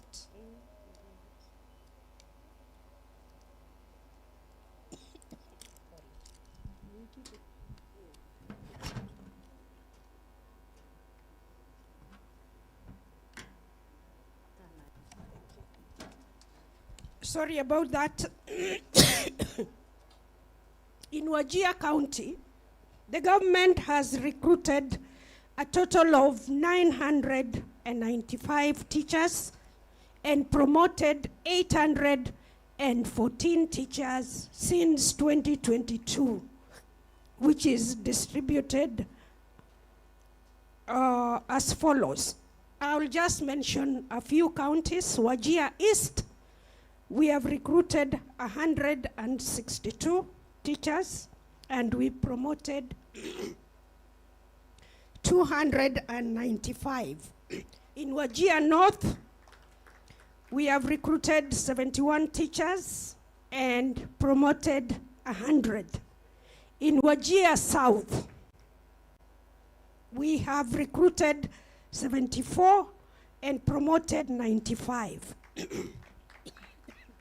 In Wajir West, we've recruited 101 and promoted 95. As I said earlier, we've done a total of 995 teachers. We've recruited 995 and promoted 814 across the region. These interventions have enhanced access to education, strengthened service delivery in schools, and improved learning continuity, especially in underserved and marginalized areas. In addition to that, under presidential executive order, the 3 counties of Wajir, Mandera, and Garissa were allocated 1,800 additional teachers. So far, out of the 1,800, Wajir has recruited 386. Garissa has recruited 163. Mandera has recruited 280. And this process is ongoing. And the recruited teachers will report to schools in July. Allow me to touch on competency-based education.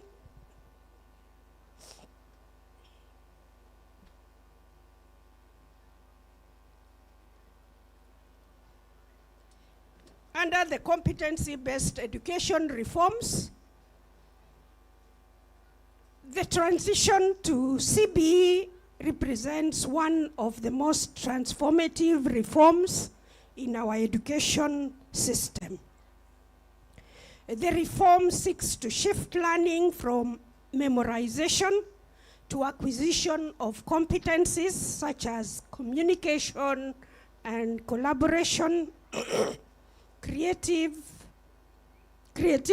and innovation, critical thinking and problem solving, digital literacy, learning to learn, and self-efficacy. All of which nurtures learners according to their talents, their interests, and abilities, while preparing them for both national development and global competitiveness. To support this transition, the Commission has trained over 280,000 teachers in what we call retooling program. so that they can be able to shift their training methodologies from the previous 844 to the current competency-based education.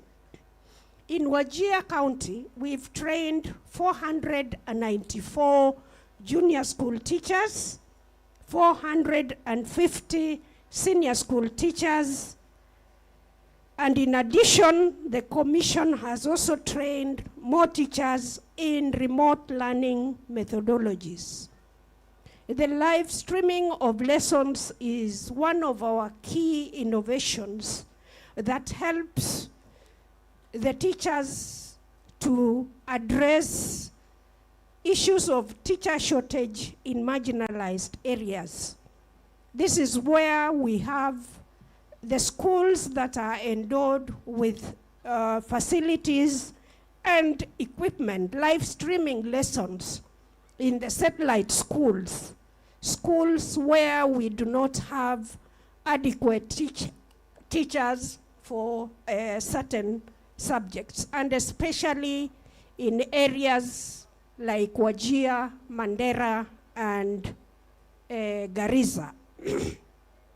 We've also trained teacher training college tutors to sharpen their technology, their pedagogy, their knowledge and skills that they use in facilitating learning.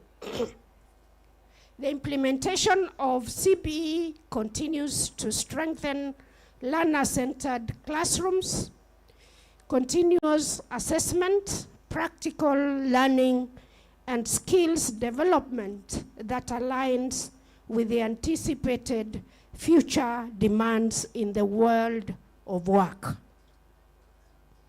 In terms of innovation and digital transformation in learning, innovation remains a key driver in expanding access and improving the quality of education.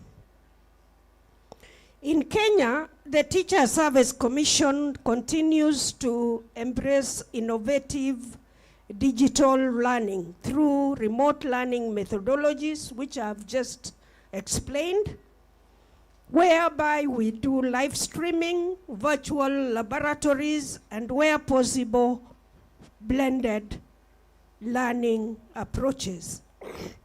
And at the secondary Education Quality Improvement Project, SEQUIP, and the Kenya Primary Equity in Learning Program, KPIL, live streaming has expanded from 12 schools to 30 principal schools and 157 satellite schools, delivering real-time lessons in science, mathematics, and English. That is how far those two projects have assisted us so that we are able to address teacher shortage. In Wajir County specifically, one principal school is transmitting lessons to 5 satellite schools. That is, Wajir girls can be able to transmit live lessons from their school to 5 other schools, therefore sharing the resources that Wajir girls is endowed with 5 other schools. We have one primary principal school, which is also relaying lessons to 2 satellite primary schools. And we are going to expand that in the next financial year because we are targeting the primary schools in the live streaming of lessons. In addition, over 20 teachers have satisfactorily undertaken Microsoft trainings as champions, and a number of teachers are trained in Scratch and data board AI implementation. That goes a long way to show that our teachers are adopting AI as one of the methodologies in teaching. Plans are underway to expand the program to 200 junior schools nationwide beginning next month, including refugee camps and low-cost boarding schools all over the country. Therefore, this is our greatest initiative aimed at promoting inclusivity, equity, and access to quality education regardless of geographical location. These innovations are enhancing digital literacy, strengthening teacher collaboration through communities of practice, lesson study, and therefore broadening opportunities for all the learners. Despite all these achievements, definitely there are challenges and governance imperatives that we experience. While we recognize that significant progress has been made, challenges still persist in terms of access, resourcing, equity, quality, and governance within the education sector. Many schools, particularly in arid and semi-arid, as well as marginalized areas, continue to experience shortages of teachers, classrooms, learning materials, digital infrastructure, and some special facilities. Additionally, there are barriers linked to poverty, insecurity, long distances to schools, and gender disparities that continue to affect learner participation and retention. Strong governance, therefore, remains central to education transformation. Effective management of learning institutions, accountability systems, transparent utilization of resources, and collaboration among stakeholders, which is essential in sustaining quality and public confidence in education. To sustain the transformation that we have already achieved within the education sector, we must collectively commit ourselves to support the better program, to sustain investment in teacher recruitment, teacher welfare, teacher training, and teacher professional development. We must also commit ourselves to expansion of school infrastructure as well as digital connectivity, which is a key ingredient in CB curriculum. Increased support for special needs education and education for the vulnerable learners. We also commit ourselves to strengthening institutional leadership and governance systems. We also commit to enhancing psychological support and well-being of our teachers and the learners who form the backbone of the education sector. And more importantly, we commit to promoting partnerships among governments, parents, communities, development partners, and other critical stakeholders like our universities.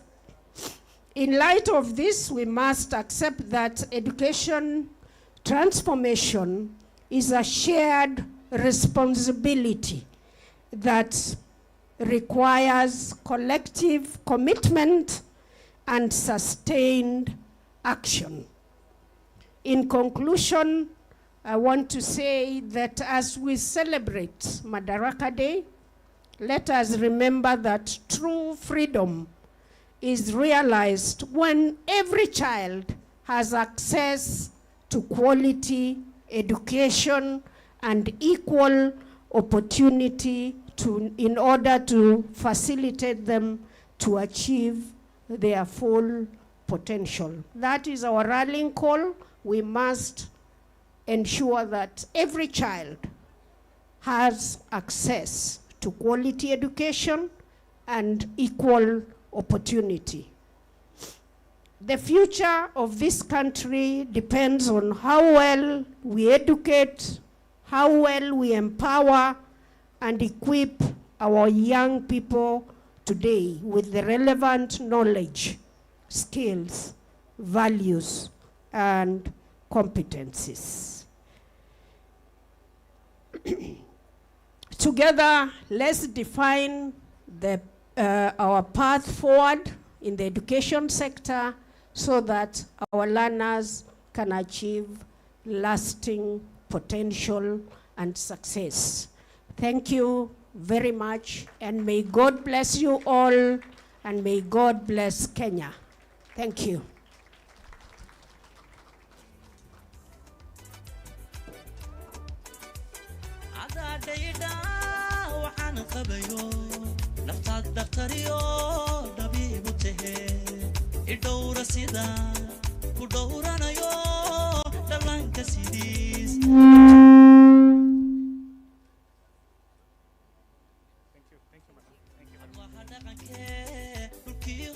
Thank you very much, Madam CEO, for that speech that is setting the agenda for this week, even as we carry on. Let's applaud Madam CEO TSA for her keynote speech. So, ladies and gentlemen, we want to transition very quickly into the panel discussion. And because of time, would like to mention that the following will help us set the tone for this discussion. My name is Martin Mungai from Semaster, and I'll be the moderator for this session. So I would like to invite our panelists for the discussion today, this afternoon, led by Dr. Elias Abdi, who is the Director General for Basic Education at the State Department for Education, Ministry of Education. Kindly, sir, take your seat. Will be accompanied on stage by Professor Charles Ocheng, who is the CEO, Kenya Institute of Curriculum Development. Thank you, sir. Kindly take your seat. We will also, in that order, we will also have the Kenya National Examinations Council CEO, to guide us on that.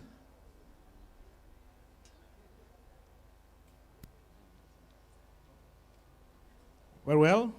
So we have Mr. Mukta Ogle to sit in that panel on behalf of Kenya National Examinations Council. Kindly, let's appreciate. We will also have the Wajir County Executive Committee member to join the panel. Thank you, sir. Karibu sana. Let's applaud our panelists as they come forward quickly. And we will also have the TSC representative led by Director Kega. Kindly take the seat in front. As they take their seats, we will have a short interlude of entertainment from the girls. They are ready here. They'll give us a 3-minute interlude for this. Kindly, ladies.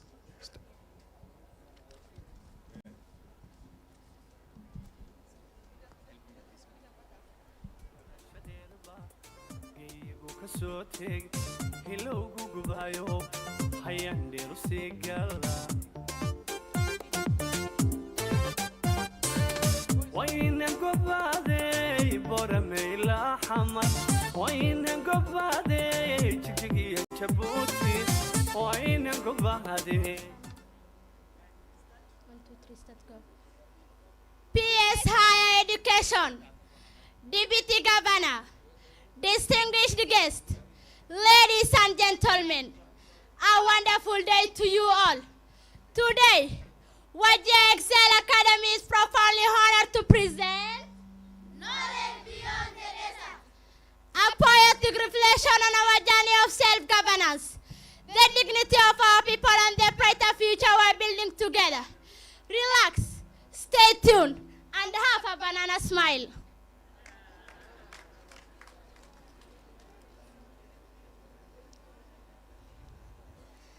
In the lands where chemists roam, across the plains we call our home, a brighter future starts today when children learn along the way.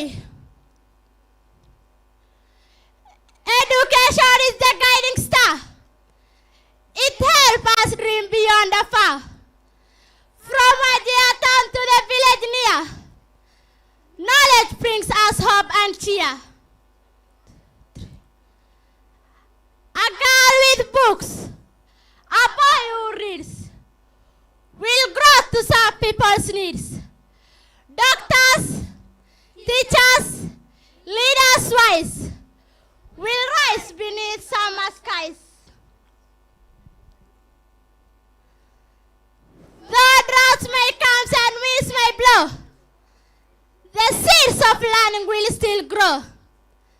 Together hand in hand we stand to build a strong and peaceful land. Oh, what dear people, young and old, education is more precious than gold. With unity, faith and hard work too, a better future waits for you. Pleasure. Asanteni sana.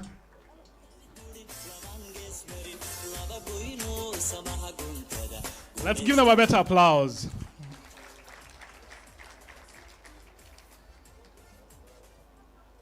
Our chief guest and our invited guests, our members of the public, we have distinguished panelists on the floor to help us understand the CBE milestones as well as the progress made in the implementation of the CBE.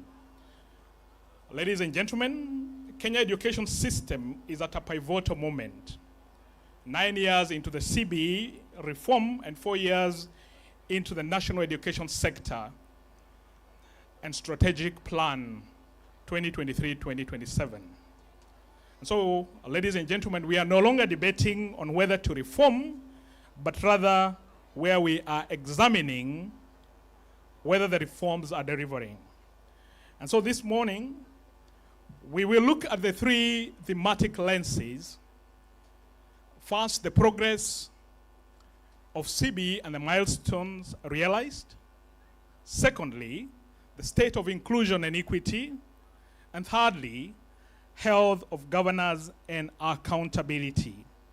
So we have our panelists with us. We'll allow them to have a dedicated time of about 2 minutes where they will inform us precisely on their areas of expertise and the areas of their assignment.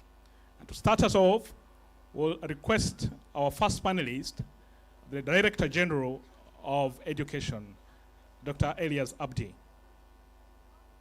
Thank you, Martin. So the journey to the competence-based education in this country started in the year 2010 when we got the new constitution. The then Minister of Education, Professor Ongeri, put a team together.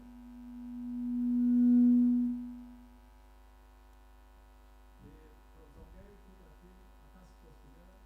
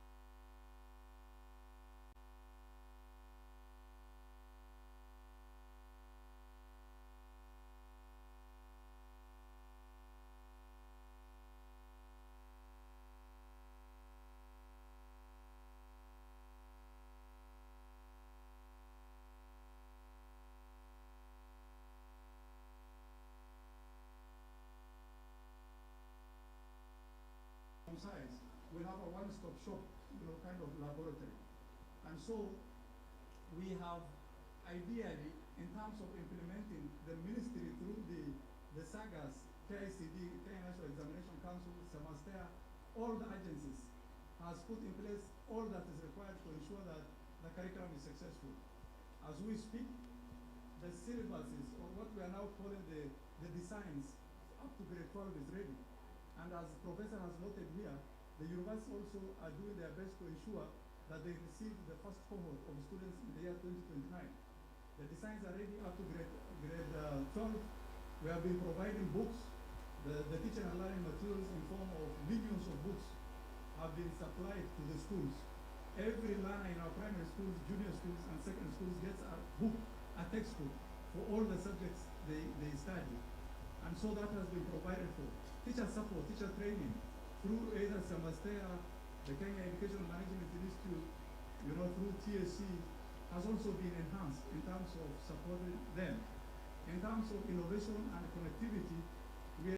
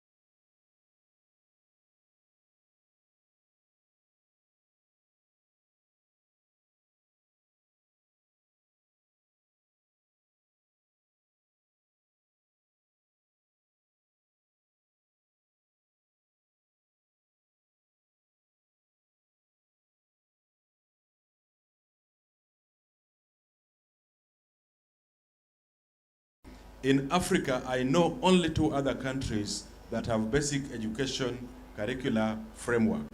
That document carries the philosophy of the implementation of the curriculum. It carries the approaches that were used. It carries all the learning areas from pre-primary up to grade 12, which is the end of basic education, and the mission statement for each learning area, defining why we need to have even the 3 main levels: pre-primary, primary, junior school, and senior school. And I want to encourage all colleagues in the House, especially those of us in education. Yes, we are revising that basic education curriculum framework, but be familiar with it so that you are able to articulate properly all the elements of CBC. And I have encouraged colleagues at the university level, this is of interest, Madam Nyangala, that one of the things we have to do in higher education is to come up with a higher education curriculum framework. TVET, congratulations, Madam Moria ran away long ago with the competency-based education and training. Now I want to say only 3 things why we were reforming the curriculum, and that I urge the audience to remain faithful to. The first reason was articulated very well here by Abdullahi, the junior school young man, I wish he can come again, who gave us a verse on CBE. And he said, the education reform is about encouraging learners to be able to do, not to tell you what they know, not to recite. And Abdullah even said, cram, recite, and forget. CBC is about mastery of specific skills at the level of various learners that we can apply to address various problems that face the society at given times. The second reason is that we need a curriculum that identifies and nurtures every learner's potential. Every learner, and Madam Moria captured it here very well, has a potential that needs to be nurtured. Our outgoing curriculum was good, but at senior school in particular, we forced our learners to be good in everything, and through that, we have wasted a lot of our learners that we ourselves have come back to blind as people were not able to do. The third thing, and there are many others I'm not mentioning, is that we need to recapture our values, colleagues. We got into a situation in this country where all that became important was to pass an exam. And I believe that Ogle will talk about it.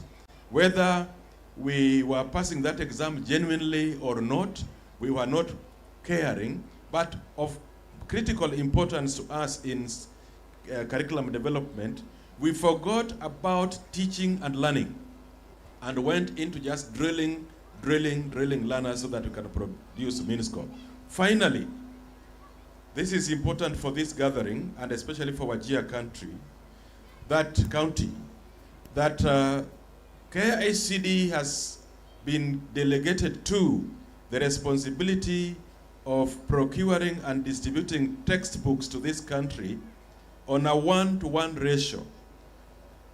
The government of the Republic of Kenya has budgeted to give every learner in our public school a book in every subject on a 1-to-1 ratio. However, we have a challenge, chief guests, a challenge of data, that our schools have not given us the exact number of their learners, the exact number of the subjects they are doing, the books they have got, and the books they are missing.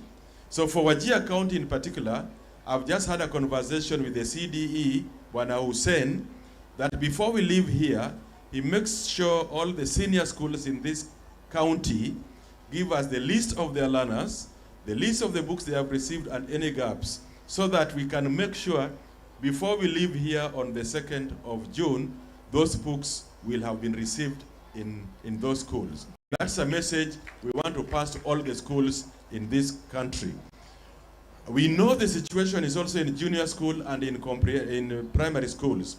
Please compile that data, send it through the Ministry of Education. Our sub-county directors have to confirm so that arrangements can be made so that every learner in this county and every other county has a book in every subject as per the policy of the government of President William Ruto. Thank you very I'll much. stop there for now. Yes, thank you very much, Professor. Actually, you have actually even answered some of the questions that we wanted to present to you and covered the pertinent issues, particularly concerning the resource materials.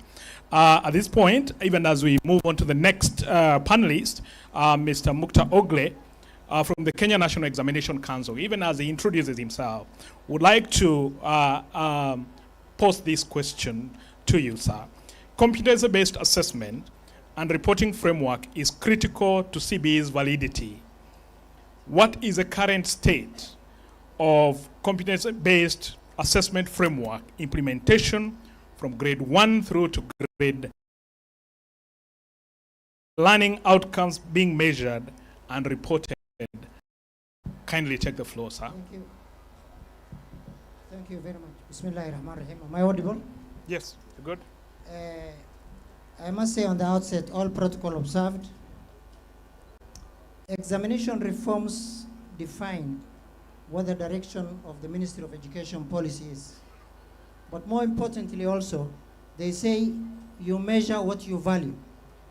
As part of the education reforms in the Kenya National Examination Council, NEC has adopted a global standards, which I think Professor has very well executed in terms of pitching. The execution of the new examination design, or the education system design, was produced by the Kenya Institute of Curriculum Development in 2018. That shaped the direction for the CBC implementation. In 2018, within the same framework, Kenya Examination Council yielded a focus that produced both for summative and formative assessment design. Ever since, there has been a yearly assessment nationally for every child, every school, and every county. In 2018, just to show how we have walked the talk in these new assessment models, in 2018, NEC piloted a survey, a census form of, which is evidence-driven data on school-based assessment, together with the summative assessment. Subsequently, in 2019, we did the first national assessment for grade 3 for early years assessment care in 2019. So how is this assessment model different from the previous examinations? The shift for this country is to move from content and knowledge-based to more skill-based. Knowledge is important, but to strike a critical balance from the knowledge which our learners acquire and also their skill acquisition. Part of our assessment focus for this reform pattern was on literacy, numeracy, and also integrated learning. The census on CBA, therefore, that was up to for grade 3. For grade 4, 5, and 6, which we are calling the primary, we had school-based assessment. 7, 8, and 9 is our junior level in the new system. 10 to 12 is our senior, which is the secondary level. But NEC only does, as a distinct shift from the previous, it does set the exams, it sends to schools who download, who administer the same exams, and then who mark, and then upload on the NEC website. What is this shift? We have shifted the integrity model to teachers. The idea of cheating in exams, the idea of what you set as a teacher and evaluate the capabilities of the learner has now that moral responsibility, and that ethical conduct has now shifted to the teacher. And it is as a result of these curriculum-based reforms that our teachers have become the focus of this conversation. Actually, beyond the infrastructure, beyond the hardware that is invested, the critical pillar and the success of our system is on the teacher. And I'm glad Madam from TSC, the CEO, is here. And for NEC, we deploy the science of, we deploy the science of psychometrics. Every learner has a different level. What we assess for grade 3 to 4 is different from the way we assess for grade 3 to 7. What this does, it is either age specific or stage specific. Age specific because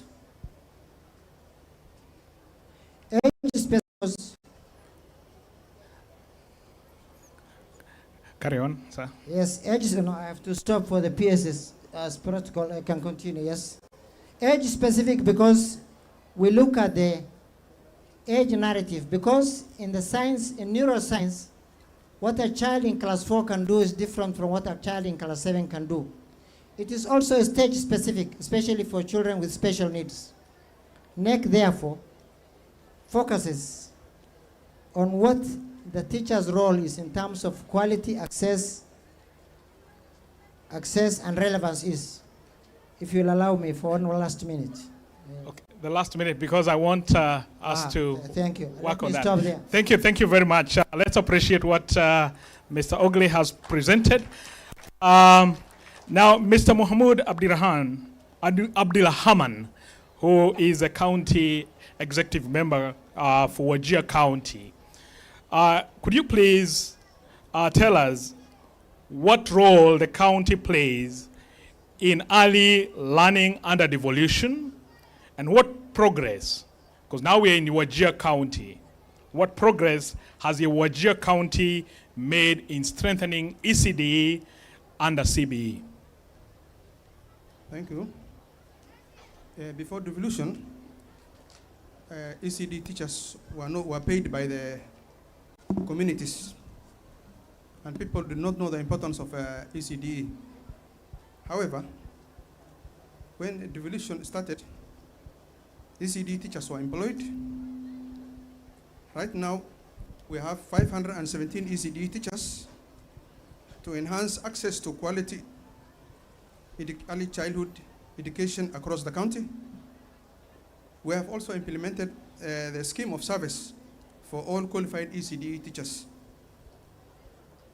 The county has also employed 206 Islamic instructors to support the integration of madrasa and Duksi education program in ECD. The county also constructed 434 classrooms, 7 twin toilets,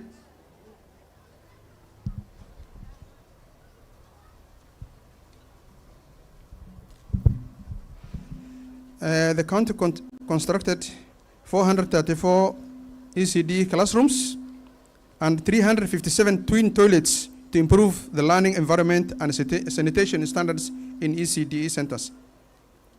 The county also provided ECD schools meals to improve enrollment, access, retention, and transition of learners. The county also procured and distributed teaching and learning materials to all ECD centers across the county. The county procured and distributed age-appropriate furniture, including tables and chairs, to ECD centers. Of course, ECD children require special seats. They cannot sit on chairs that are used by other older children. So the county provided age-appropriate furniture to all ECD centers across the county.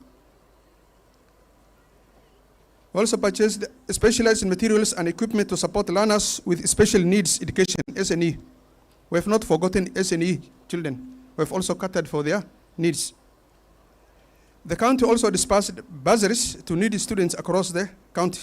2 weeks ago, the county launched the bursary, 110 million, to cater for secondary, tertiary, and university students. And for the last 4 years, the county paid a total of 520 million shillings as bursary. The county also developed and operationalized ECD school meals policy. We have ECD school meals policy and also implementation guidelines. The county introduced and promoted digital learning in ECDE centers across the county. In this, we are supported by Yetu. We have mobile phones. Every ECD teacher has a mobile phone which is programmed for learning. We also conducted social and emotional learning training for all ECD teachers in the county. We also developed and implemented the county ECD policy to strengthen governance and service delivery. Thank you very much for highlighting some of the progress made, particularly in Wajir County, and really we appreciate the information shared with us. Now, to wrap up that bit, we have Director Peter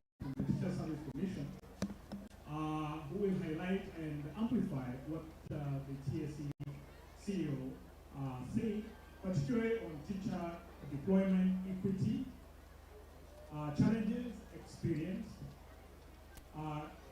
Qualified teachers disproportionately concentrated in urban centers, while also rural and hard-to-reach schools go unserved. And so therefore the question is, what specific mechanism does PSC have in place to address this imbalance, and what measurable progress can you report? Thank you very much. Good afternoon, everyone.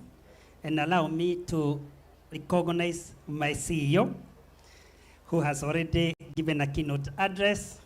We also have in the house the director, Stephanie. Maybe she could wave wherever she is. We also have Senior Deputy Director, Legal Affairs. Maybe he could also raise his hand. And we have quite a number of us in the house. Thank you very much. My name is Peter Kega, Deputy Director in Teacher Professional Management. In relation to Teacher Service Commission, we all know that, as it has been made reference to, ours to ensure that the curriculum is implemented. Teachers are the implementers. And therefore, we focus on teachers, availing the teachers, ensuring that they are working in schools, and also ensuring that their capacity is built in order to implement the curriculum. Having said that, allow me to say that Teacher Service Commission has taken quite a number of steps to ensure that teachers are evenly and equitably deployed to all areas. One of things that we are doing in ASL areas is actually the affirmative action, whereby we have continuously recruited teachers and posted them to ASL areas to ensure that we improve retention. You know very well that because of some of the challenges that comes from some of these regions, many of the teachers that we raise we recruit who come from elsewhere will always tend to go back home. And therefore, one of the main things is to ensure where are these local teachers? We recruit them, because once we recruit them, we are assured of retention and, of course, to strengthen the local staffing capacity. The other thing that we do is to ensure that we have needs-based teacher deployment guided by teaching staffing norms. Definitely this implies that we have to confirm who is required where, how many teachers are required in which institution and in which subject areas. Having said that, therefore we ensure that every other time we are using a scientific framework to determine the teacher requirement in every institution. The other one is to ensure that we deploy teacher controls. Ladies and gentlemen, as we have always heard, is that, and I have referred to that teachers, once they are recruited, especially from elsewhere, they would want to go back home. And therefore, to ensure that this is not done at the expense of the learner, what we do is that we put conditional transfers. We are not denying teachers opportunity to teach where they feel they want to do. For example, there could be cases of sicknesses, there could be cases of families, and of course, as we know here, we also know that in some areas we have insecurity. But what we do is that once we recruit people, especially from outside this area, we ensure that there is a number of years they cannot request transfer unless, of course, it is totally life-threatening, and especially in relation to sickness. And having said that, we therefore know that even when that period of time, for example, in this area is 3 years before you request transfer, we also ensure that when we transfer you, there is a ready replacement. When we transfer you, wherever you are going, of course, you will be required, you are required, and your services will be required there. So without those, definitely, in as much as you want us to transfer you, having met the conditions, it may not be very easy. The other thing that we have done is, and it has also been alluded to by my CEO, is that we conduct what we call targeted recruitment, specifically for ASAL areas. Why do we do this? We do this still to strengthen the affirmative action. That yes, there may be no additional teachers across other parts of the country, but because of the specific needs for in ASAL areas, in Wajir, in Garissa, in Madeira and other areas, then you would hear that, and it has been said that you would hear that 100 teachers, 200 teachers have been recruited for a specific area to ensure that, again, the learner does not suffer. Having said that, and when you visit our booths, you'll also see that we have also done, or we are doing what we are calling live streaming of lessons, whereby a teacher in one school can actually reach out to currently 5 schools at a go at the same time. And with that, we ensure that even where a certain teacher is lacking in a certain school, then the available teacher in one school can actually reach out to all the learners in the other schools. In this situation also, even where we have the teachers in schools, what happens is that we are encouraging teachers to work together. We are encouraging learners to interact online to ensure that they know that what we are teaching is centralized curriculum as produced by KICD. Thank you very much. Thank you very much, Peter. Thank you very much for that very elaborate discussion, particularly on that. And over to you, Director Yetu. Because we have covered areas of civil milestones and looking now at government, we have the NESET plan, identifying a resource gap in the range of 30 to 38%. 3 years in, how has the gap changed? And which counties are bearing the heaviest burden of under-resourcing, especially in basic learning? Thank you.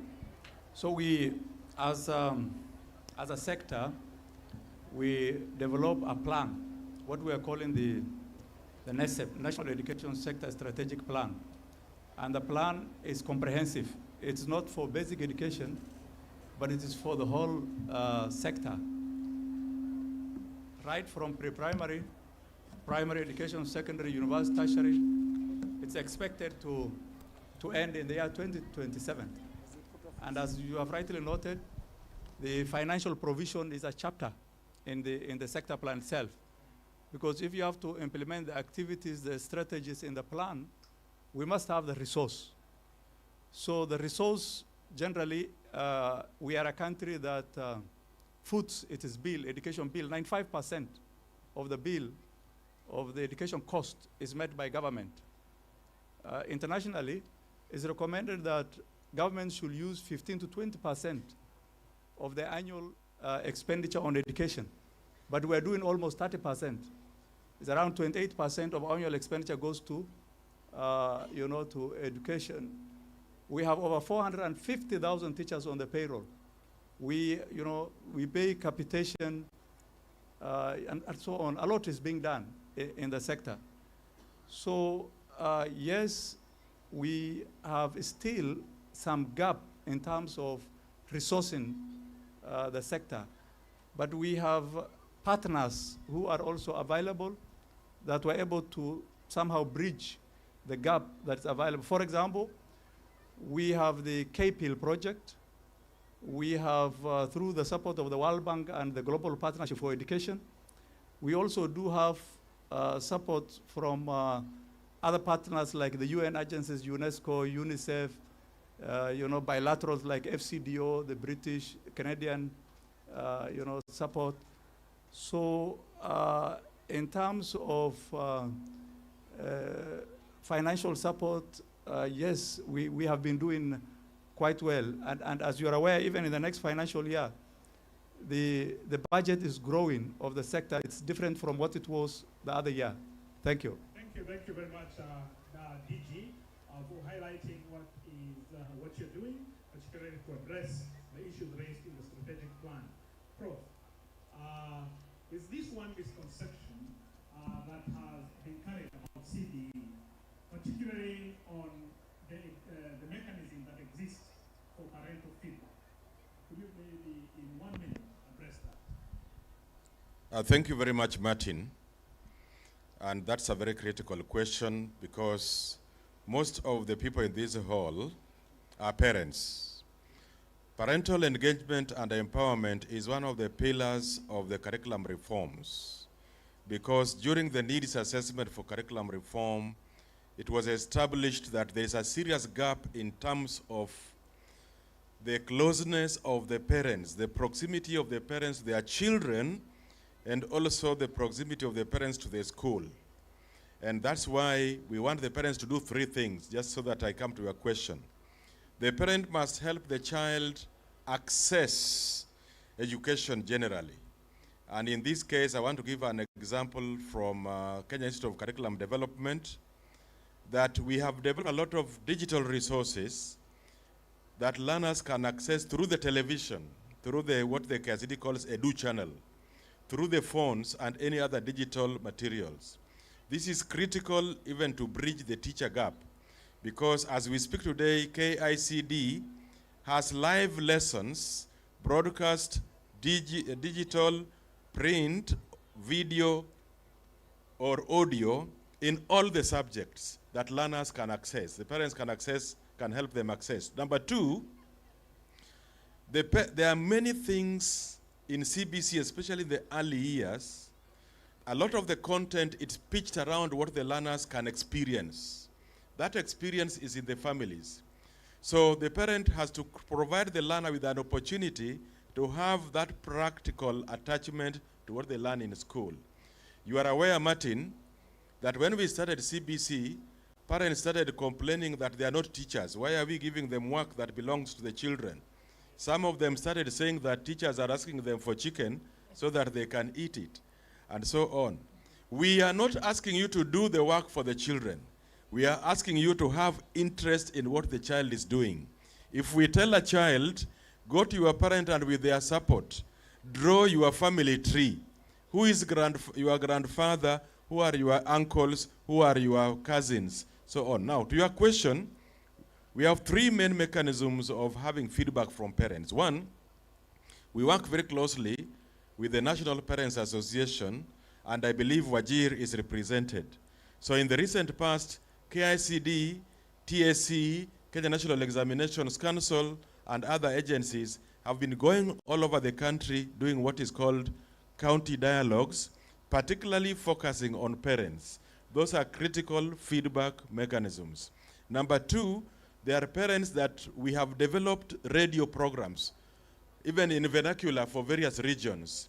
These ones talk directly to the parents, and parents are able to give a lot of that feedback through KBC and other stations. So you asked me what we do with that feedback. The curriculum is not static.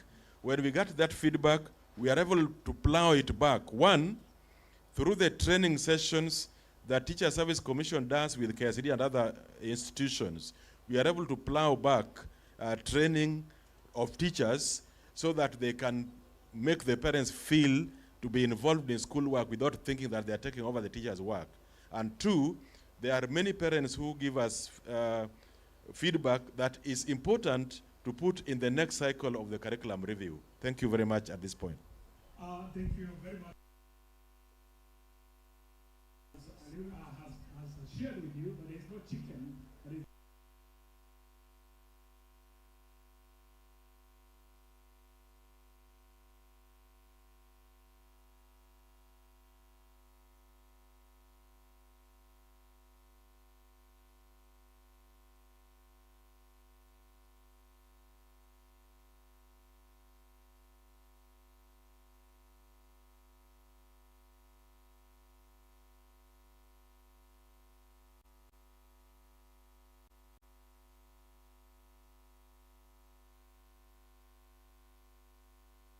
Thank you very much. Assessment is a tool for learning. It's a tool for growth. It's a tool for national development. So the data that we gather, which I said annually from 2019, is mainly used to do traceability. Traceability in terms of competence and the latent capability of the learner. As a nation, part of our education reform is focused on how we can be globally competitive. To be globally competitive, you must be wired for what it takes. And what it takes at the Kenya National Examination Council is to collect credible, reliable, and factual data on the learner. So from grade 3 up to grade 12, even as they go to the university, parents, based on the latent predictive capability of AI, where is Itumbi? Itumbi raised a very good question this morning.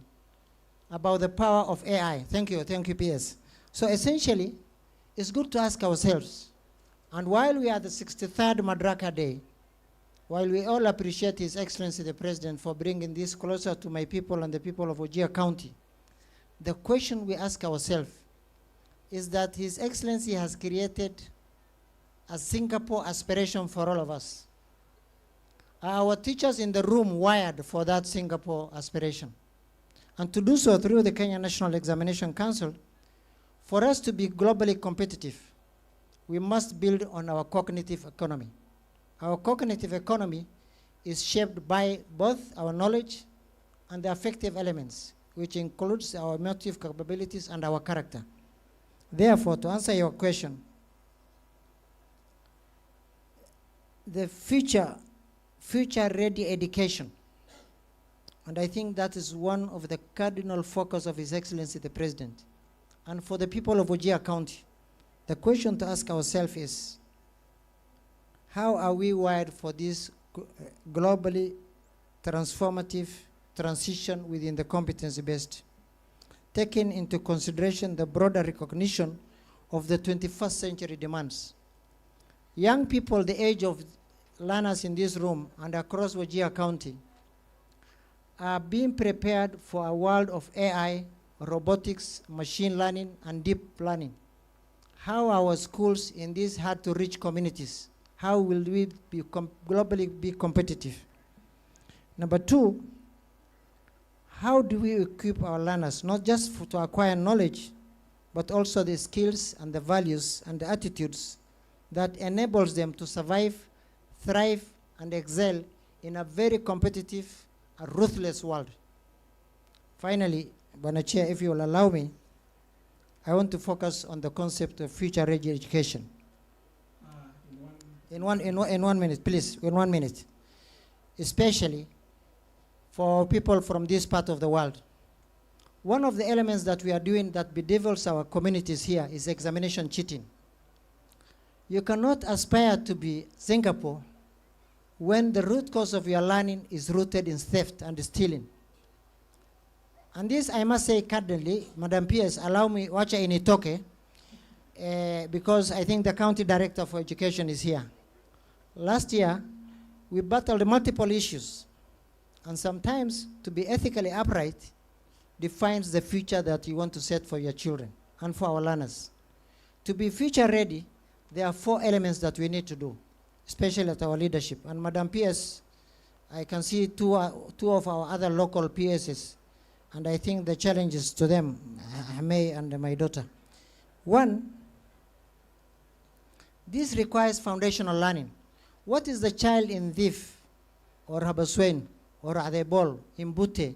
How are they competitive with the children in Kiambu or in Sigoi?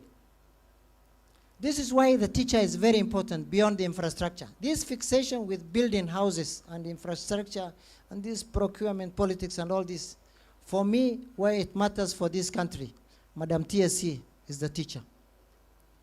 The critical pillar to change this country is the teacher. What am I proposing? Within the President's framework for future-ready education system, as part of the reforms, one is for us to create highly and advanced smart schools. And that's very urgent. How do you create smart, advanced, technologically integrated schools in an environment of poverty? How do you create such smart schools in an environment of cheating for examinations? What values are we setting? 2, we need to build a gradual, sustainable, and scalable pathway to TVET. To do that, we must have a clinical traceability for that learner of what competence they are going to display.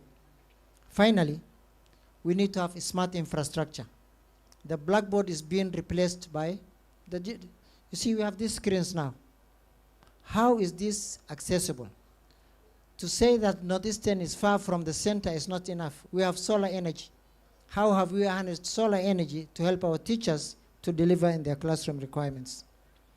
At the Kenya National Examination Council, we are working on a program called Innovation Hubs. Innovation Hubs that are teaching teachers on how to do e-assessment.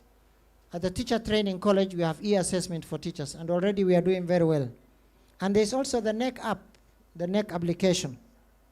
Now, where is the deputy governor who was here? So where does the promise of devolution, please, where does the promise of devolution take us?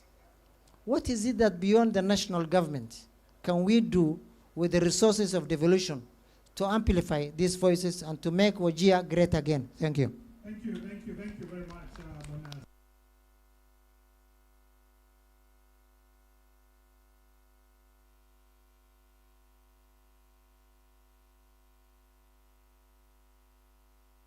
Questions from the floor, from the members of the public and members who are attending this particular session, for the panelists, as we come to the close of this particular session. So I know when I MC, we are being guided by the people who are asking questions. So could we have the questions from the floor? Yes, we have Madame here.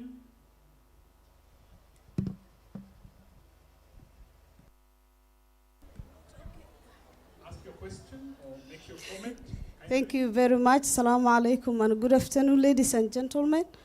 My name is Fatuma Yusuf.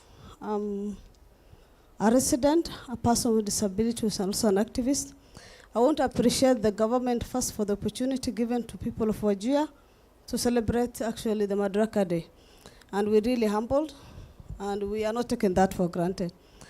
I wanted to ask about the, first thing, thinking about the special need education, and I'm happy the KICD promised to supply books. But my concern is, what about the people with hearing impairment? And what about the people with visual impaired? And that one is actually a concern, which is we have a challenge on that. The other concern I have for NEC, Kenya National Examination Council, when a child maybe left school last year, December, after closing, he never came back. Tracing it became difficult, and now the child, after closing the portal, the child came back, supposed to be doing the grade 9. So, I have two questions. And those are how many questions? We want to ask you one question. I might not get the opportunity, so with your permission, let me finish. Okay. And then I want also the issue of teachers. I think that goes for TAC. Issue of construction and intern teachers. We gave opportunity to our community, but also there is a challenge. So we wanted, what surety do you have? The last one is stationaries. I'm repeating, though the CEO of KCD answered, stationaries are supplied from Nairobi than before, in case before the CBE. Could it be possible the schools also be given grants to facilitate that so that it becomes easier for them than waiting for, I don't know, maybe something, and maybe to make sure the learners are getting according to their requirement. Thank you. Thank you very much. Thank you very much. I think we can have at least one more. We can have one gentleman. Can we have a gentleman? We can have a gentleman. Just behind there. Panelists, I hope you're picking the area that you need to address, and you will Thank you. to those questions. Over to you, sir. Thank you, brother. First, I want to take one or let me question. allow me One question, so that you can allow others as well. allow me to make some comments and then a question. Okay, go ahead, sir. Thank you. First, we want to welcome the team from Nairobi and those who their first time is in Wajir is today. This is the beginning of our winter. And therefore, with us in due course, we will be in jackets. So please feel this is the best time to come to Wajir. If you will have come January, it will have been different. Thank you. My name is Abdinur. I'm the National Secretary, Kesho. And first, I would like to appreciate the Ministry of Education for 3 reasons. One, the timely disbursement of capitation is something that we need to appreciate, Banadiji. That is very good. Secondly, we have all the books in the school. The suggestion that we need to take a toll of the number that are there and the schools that lack is a matter that we are going to do in due course on behalf of my colleagues, and we will give you the right data soon. Of course, we really appreciate the government, in particular the Ministry and Teacher Service Commission, when it comes to employment of the teachers. There was a time we had a very big challenge in terms of staffing in Wajir and in Northeastern. Fortunately, now we can proudly say that we are in a better place with the recruitment that was taking place the last few years, and to crown it all, the current recruitment through the guidance, the guidance of the president has really taken us a milestone. Thank you. We really appreciate. Thank you very much. I have now the two questions. No, just one question for the sake of time. We have to do a hard stop. I wanted to ask one question, the ministry and one TSC. Okay, kindly go ahead. Shoot. But thank you. The one for the ministry is that, sir, there are a number of schools that did not attract learners this year, particularly in the other part of the country. We are not an exception. What is the ministry doing about those schools? What is the future plan for these schools that did not attract learners for grade 10? And my question to my CEO and the team, we appreciate that a lot of colleagues, teachers and principals have been promoted the last few years, a matter that we celebrate. But we have one challenge when it comes to this region, particularly the acting principals. In this part of the region, of the country, 80% of our principals are on acting. What is the TSC doing? Thank you. On affirmative action for these principles? Thank you. Thank you very much. Thank you very much. We want to have at least the voice of the learner. We are here because of the learner. And we can have one learner, one question. One learner. We have one learner. Thank you. Go ahead. Members of Ministry of Education, distinguished guests, ladies and gentlemen, and fellow learners, Assalamu alaikum.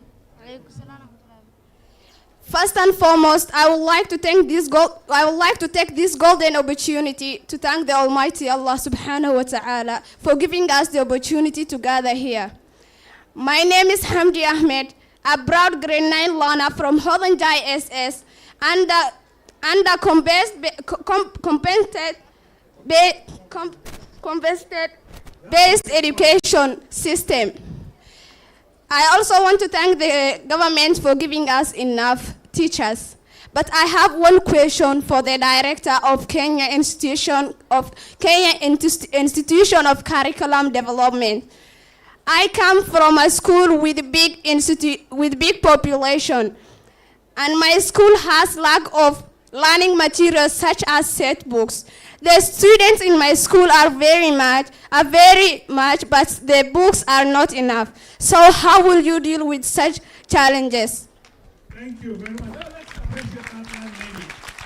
Unless you can say you have some questions to answer, and I think we'll stop at that and like to ask the panelists to respond to those questions.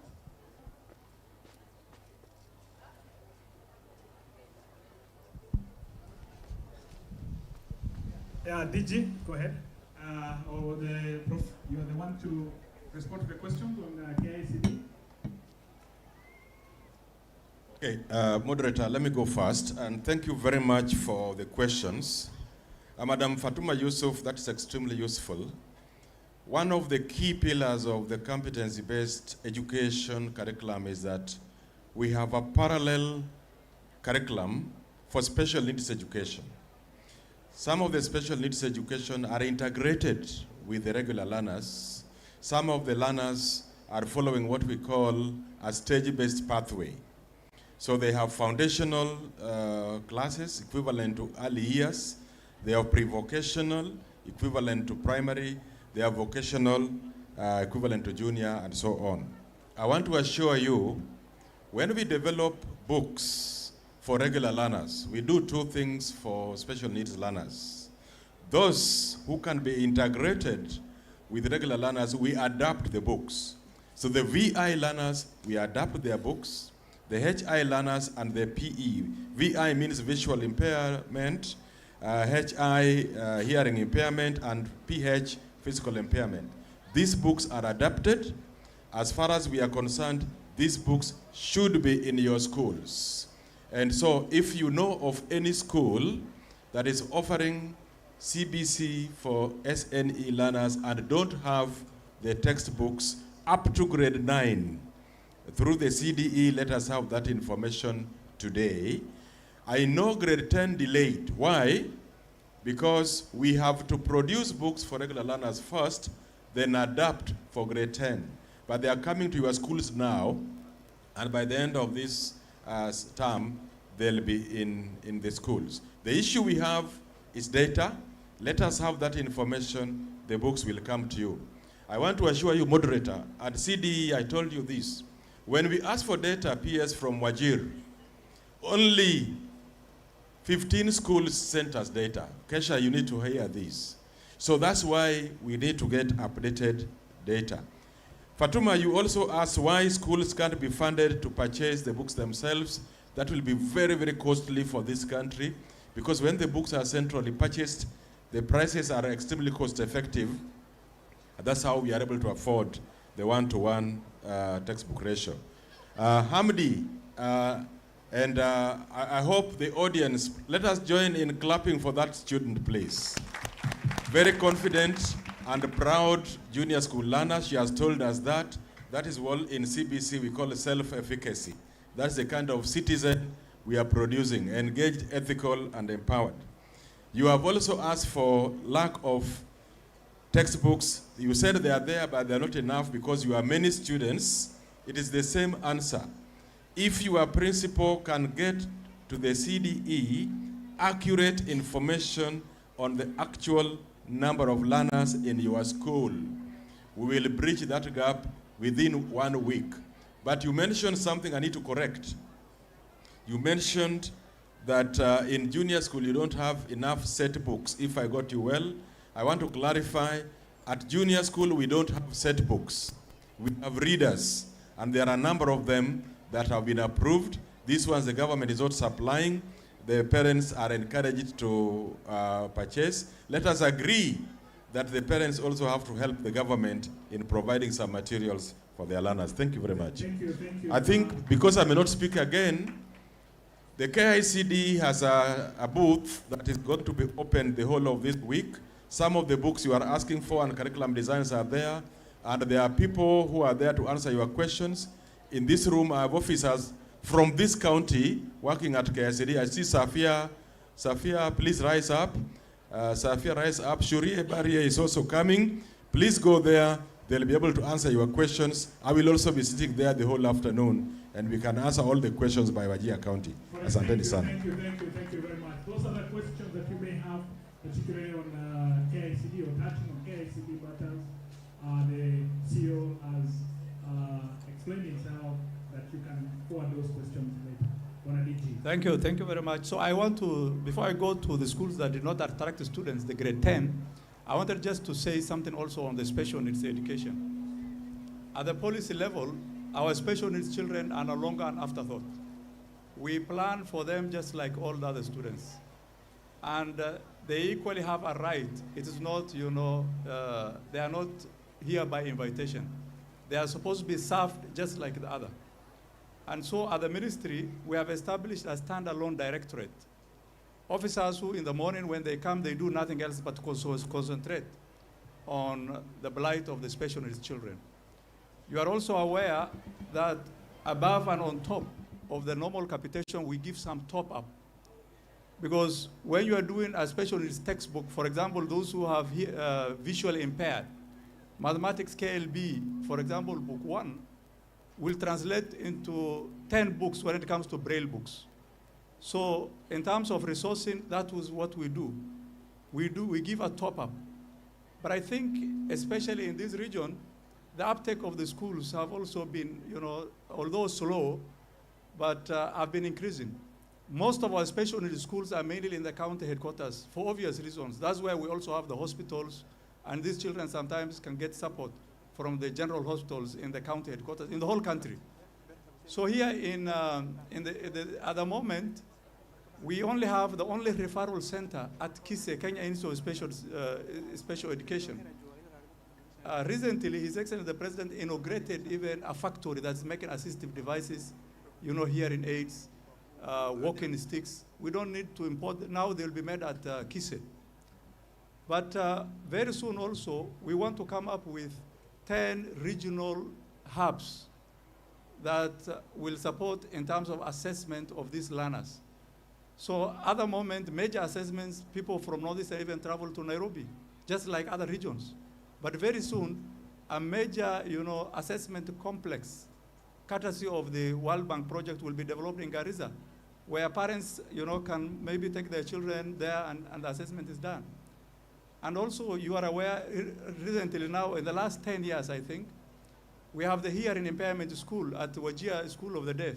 A secondary school has even been established there. They have been doing their KCC now for some time. And so these schools are increasing in number. And, in terms of policy and planning, these children are at the heart of it. It is no longer, there was a time we'll distribute textbooks to the other children, and now we start running around after we distribute the textbooks. Now, in terms of distribution, it's done the same. Braille books, adapted books, we do the same. Coming to the question of the students, the schools that did not attract, students grade 10 this year, I think we have to a little bit look at history. When this country gained independence in 1963, we only had 150 secondary schools.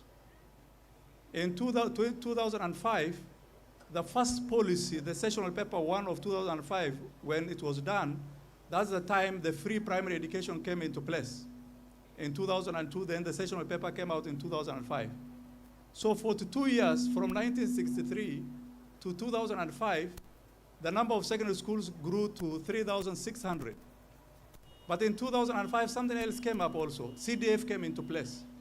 So from 2005 to currently 2026, the total number of secondary schools in this country are 9,650 secondary schools. From 42 years, 63 to 2005, the number was only 3,600. But from 2005 to 2026, the number grew by 6,200. So you can see, when free primary was put in place, there was panic that we will have shortage of secondary schools. We started opening day schools in every primary school in this country, almost every other primary school. So what is the effect now? These schools, by the way, have not been even, some of them have not been attracting students even under the Form 1 admission, under the 844. So it's like we kind of expanded exponentially our secondary schools. And at the moment, what we're doing is we are looking at those schools case by case. It's not all fits all. We can't just make a policy pronouncement. So we are having a teams under the county education boards, the CDEs, they will visit those schools. And they will recommend on what to do with those schools. Are we talking of mergers? Are we talking of converting them to other institutions, for example? So many things, there are so many options. So the thing is, again, it is demand and supply. Because at the moment, the policy of the ministry also is to expand the existing schools due to economies of scale. You can imagine the last, for example, in just 1 year alone, we invested 140 million in Kenya High School. The amount of when the new, national schools were put in place from 2011, because before 2011, we only had 18 national schools in this country. But at the moment, there are 106. So what were we doing? Every school we declare a national school, we were giving them 25 million shillings. And they expanded their facilities. So the ministry is expanding facilities. CDF is opening new schools. And in the process, others are opening new schools. We are expanding existing schools. We have expanded Nairobi School. We have invested almost 200 million in Nairobi School alone over the last few years. So as we expand the existing ones, others are being opened. So a number will not attract the students because even parents have choice. They take their children to where they feel, they will, and so on. So this is something that's now being addressed, and we're looking at it case by case. Thank you very much. Thank you, DG, for explaining on that. Ladies and gentlemen, because of time, I would like us to bring this. Can before we do that, can I I'd like to request, respectively, Professor Mugen to an opportunity to make a comment, particularly on some of the issues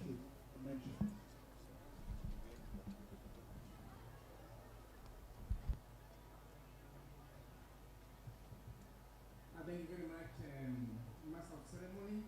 All protocols observed. I wanted to make two comments. One, yes, we are talking about CBE and CBE transition from secondary school to the universities. And I want to assure everyone sitting here that at the university level, we have come up with what we are calling the CBE framework, which is being coordinated by Commission for University Education. So we are busy working on that and creating to check what the requirements are going to be and the things like this. So we are on it. The other thing that I would like to ask, especially the President here and the KICD especially, is to help us in what is it that we require, what competencies do we require to be developing in the universities. We know we have not reached grade 12 yet, but we can't wait. We need to start working on that, so we need to be knowing exactly where is grade 12 going to reach, so that then when we take these pupils to the university, where do we start them from? So I think that transition is very, very important, and I think it's work in progress. But as I assured you when I stood here earlier on, we are not asleep. We are working and preparing to receive our children into the universities come 2029. Thank you. Thank you, Prof. I know that will be responded to in due course. Mr. Bukta, Yes. 30 seconds. Yes, yes, even less than that. I think I want to respond to my sister on special needs. You know, social justice and equity is a choice. And part of our educational reforms is critically focused on those elements. The message I have for you on the Presidential Envoy on Technology, I know you are an advocate for social justice in the communities you work. So I think amplify advocacy for technology integration in our schools, especially in this part of the world. Number two, people with disability have significant opportunity in assistive technologies. We have seen people who have certain mental challenges, autism, are now using technology, using machines to talk to people. When we have those equipments in Wajir, then tumefika Singapore. Number three, I want to speak to my friend from Kesho. Is it Kesho? Yes, that's an area we want you to help us. In this part of the world, when we are driving evidence, data evidence for policy intervention, what we worry about is the credibility of the data, particularly in the area of capitation, and the ethics that surrounds around it. Please help us to get quality, credible, fair, and just data for our learners. Because if we exaggerate the data, we will not shape policy appropriately. And that takes us to the ethics and the character of the leadership in the school. Okay, Thank you. Mr. Ogwe. I'd like to give Director Kega 1 minute to respond quickly. Thank you, Coordinator. Kindly let Director Staffing respond to that, because on internship and on acting principles. Thank you, thank you. Thank you very much. And good afternoon, everyone.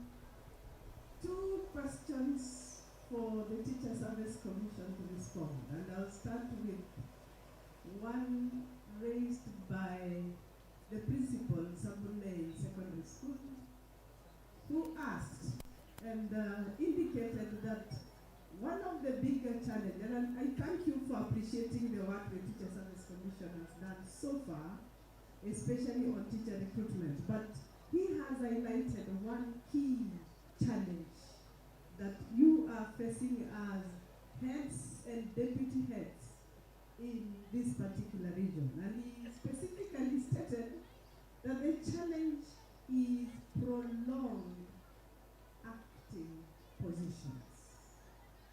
Maybe just to explain what it means. What it means is that we are giving or allowing teachers in this particular region, and it's not only in this region, it's in all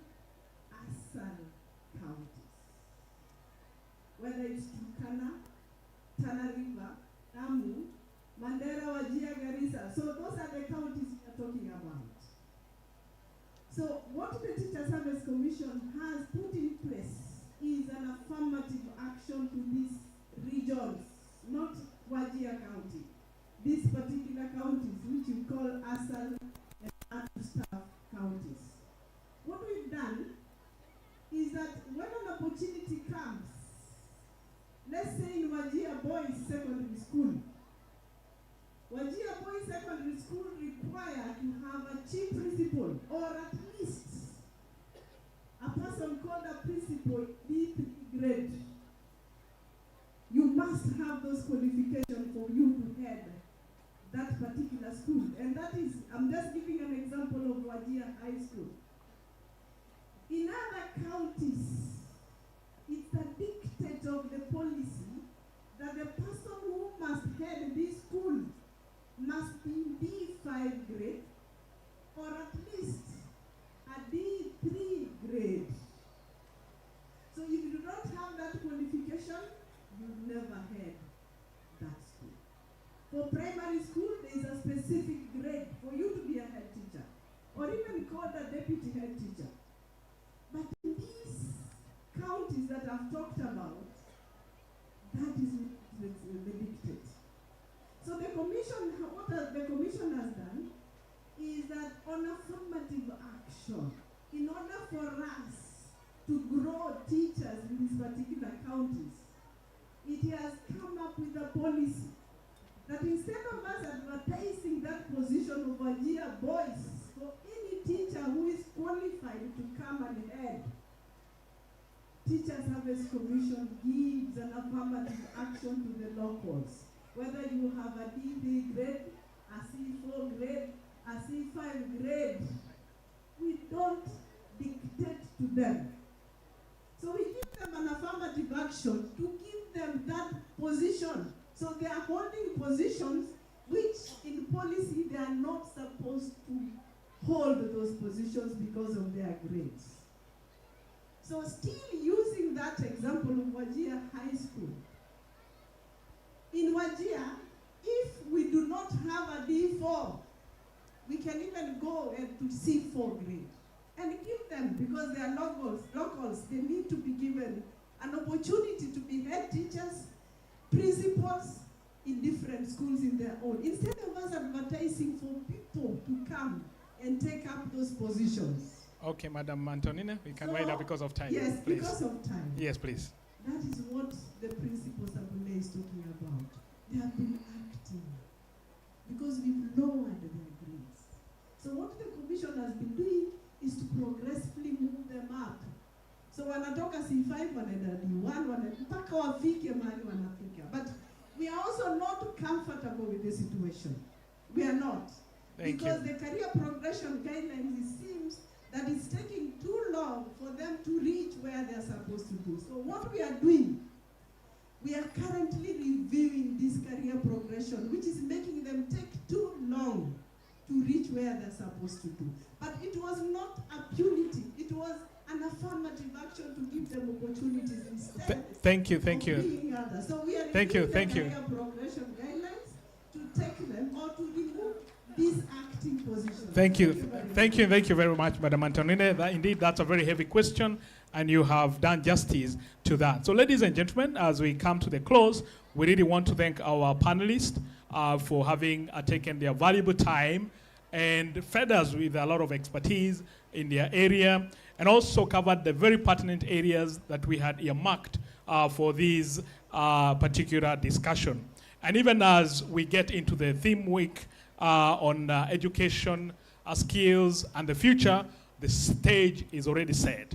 We'll have a second cohort tomorrow and Saturday, and culminate with Elimu Mashinani on Sunday. So we'll continue engaging and particularly listening to these esteemed or distinguished panelists who have been here with us. At this point, ladies and gentlemen, as we come to a close, we want to do a hard stop. And at this point, I'd like to invite Director Sifuna. But before he comes, I'd like to request the panelists to stand in front here as they step down from the stage and they take a group photo. Kindly just stand in front here we do a group photo, and you have done very well. So kindly let's appreciate this team. They have covered a lot of areas. Indeed, there has been a lot of work. Bwana Sifuna, you can join the panelists.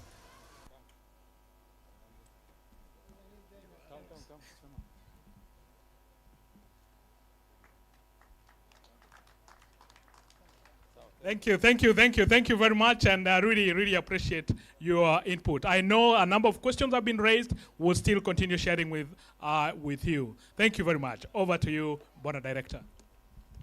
Thank you. Now, as we come to the end of the first day,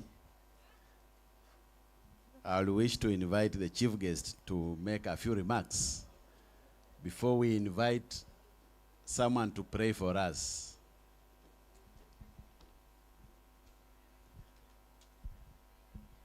Please clap for yourselves. You've been a fine audience, very engaging, exciting, and for sure we will be back in Wajir, even after this Madaraka Day celebrations.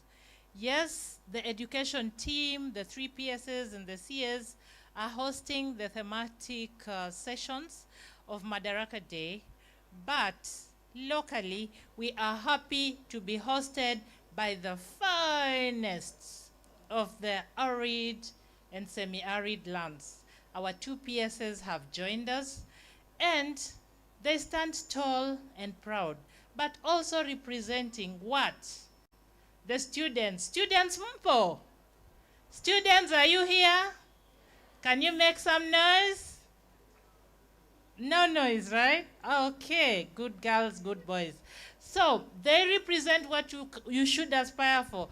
If you're a boy, we have PS Ahmed Abdisalan Ibrahim, who works as the PS National Government Coordination in the office of the Prime Cabinet Secretary. Can we give him a clap? If you're a girl, I want you to look up to a wonderful, wonderful young lady, PS Umi Bashir. She is the PS Culture, the Arts, and Heritage. And even though they waved, I'll ask them to just say one word, then we will have the prayer and we will close. It's good to just say, listen to their voices.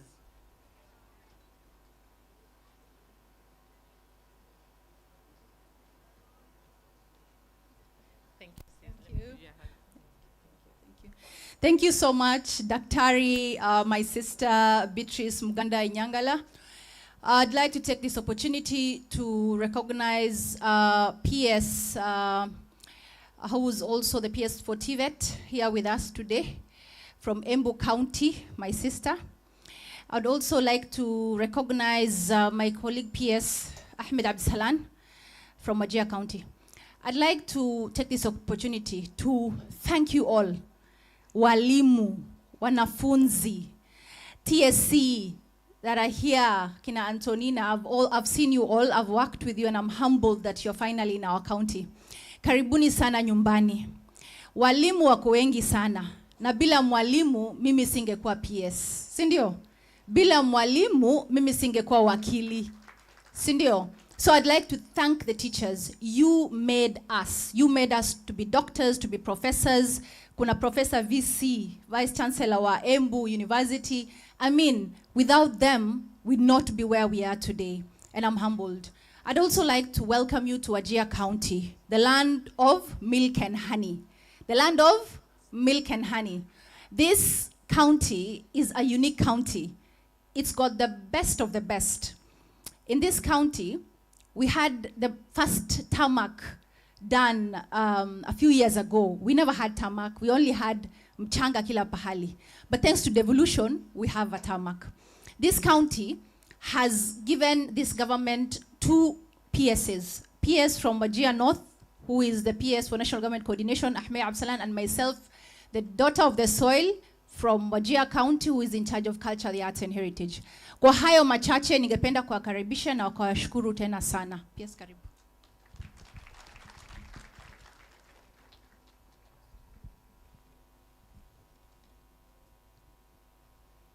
Assalamu alaikum. Poleni, I know it is time for prayers. Let me also join my sister to take this opportunity to welcome my colleagues, PSS, CEO, TSC, all senior officials. And let me again take this opportunity to thank the great people of Wajir for giving a warm reception to these great people. Asanteni sana. Secondly, Madam PS, I served as a member of parliament in this county, a place called Wajir North constituency, and I can assure you that last time the situation was totally different. The measures put in place by Ministry of Education and Teacher Service Commission have really changed the education sector, particularly in ASAL counties and the northern region entirely. I'm saying this because it was not only about understaffing, but then you could not find teachers in some schools in the last administration. The affirmative action put in place by TSC to ensure that we have good number of teachers in northern Kenya and particularly in ASAL areas is great. And I have no doubt that despite the fact that the literacy level of this region was high, soon we will be at par with other parts of this country. Secondly, the fact that the Ministry of Education have decided to bring this function here is also a clear indication that, yes, it is possible every corner of this country to support issues of innovation and talent. It is not specific to any region or any specific county, but every corner of this country can access. It is also an indication that inclusivity is well observed by this administration. And I think you need to give a very big clap to this administration for even bringing Madaraka Day here to Wajir country. This is the 63rd Madaraka Day, and it is our first time to assess. Now, the challenge to us, those of us who come from this county, we are aware that the level of enrollment is still very low. And no one will come from other parts of this country to improve or create awareness for our children to access this education. I think we must do everything possible in every constituency to ensure that we upscale issues of enrollment. Secondly, girl child education. I think we should now put deliberate measures in place to ensure that our girls have access to education. And we must reach to every corner of this county to ensure that the enrollment level, particularly the girl child, is improved. To the learners, we will urge you to observe discipline and determination to ensure that we reach other parts of this country. The ideas that will shape the future of Kenya is your ideas as learners. We do everything in this country to make sure that your future is better. The improvement of roads that you can see a lot here, both by the national government and the county government. The stadium that we are building, even the state lodge, and many mention the energy sector, is just to make sure that your future is better. So please make sure that you work hard so as to ensure that you are the future of this country, not only of this county, but of this country. And yes, you can do it. Once again, thank you so much. Special thanks to Ministry of Education, the 3 PSS, my colleagues. Special thanks to Teacher Service Commission, as the PS dealing with coordination of national government functions and performance management. I'm extremely impressed. TSC CEO, you are in office for a short period of time, but you have done a wonderful job. Equally, CS Ogamba, since he has taken over with the 3 able PSS, we are really happy with your work, and we will walk together this journey to make sure that we improve the lives and livelihood of the population of Kenya, and in particular, ASAL, and Northern Kenya. Thank you, and God bless you.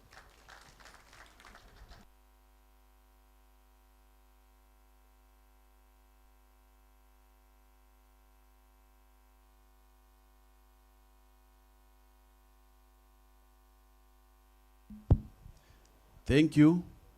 Just to continuously remind the gathering, it is His Excellency the President who declared that this year's Madaraka Day, the theme is education.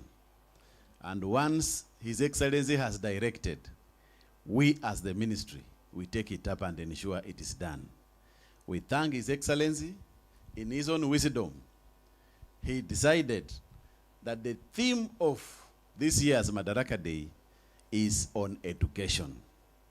Colleagues, as we come to the end of the first session, I will request that after prayer, the PS will move, our PS will move to plant trees, and all the CEOs, you accompany the PS as they go to plant trees. After trees, we shall have a feel of what we are having in our exhibition booths before we break for lunch. TSC County Director, please, for a word of prayer.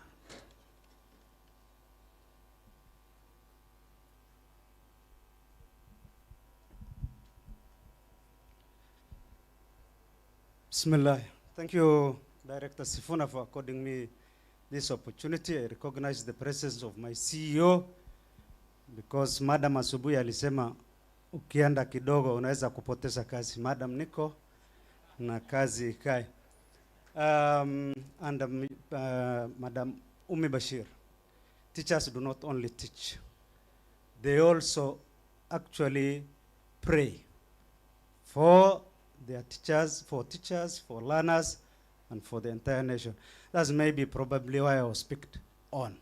So next time ukisifu teachers tunashukuru sana, ongeza prayers pia. Thank you. Let's pray. Bismillah wa thanawilillah, thumma salatu wa salamun ala rasulillah. Allahu akbar kabira, walhamdulillahi kathira, wa subhanallahi bukrata wa asila. La ilaha illallah wahdahu la sharika lah.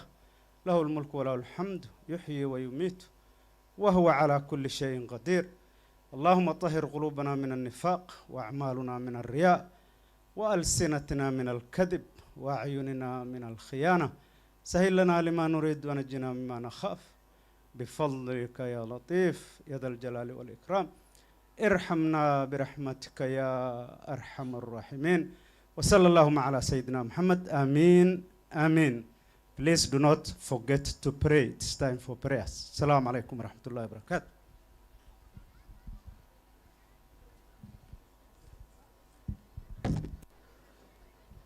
Asante sana. Sao socotiin maaragtay meelaha marka soo tukutiin exhibition boothka waa diyaar inaa martiin waa fiirin kartiin wax waa ka baran kartiin su'aalo waa weydiin kartiin martideena PS yasha ina maaragtay nafasi sino.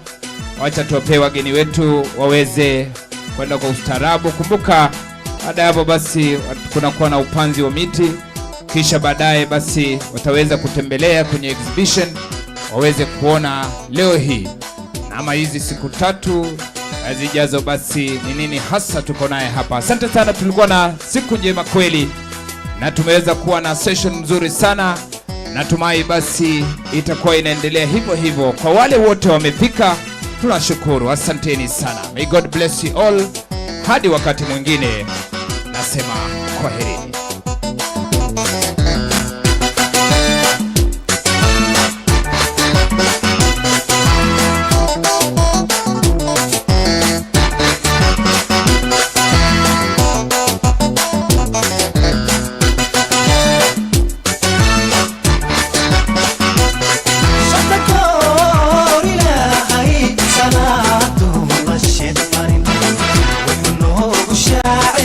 شاروت وي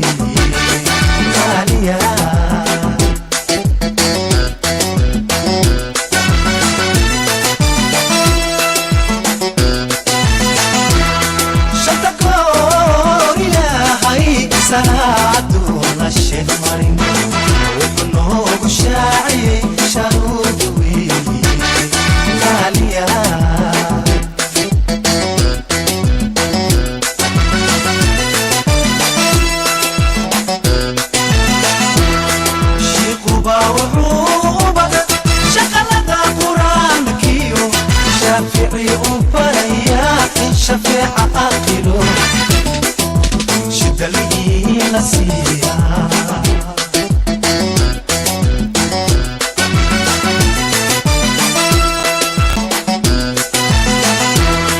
شيخوبا وحوبة شغلة قرآن كيو شافعي وبرياك شفيع عاقلو شد لي نسيا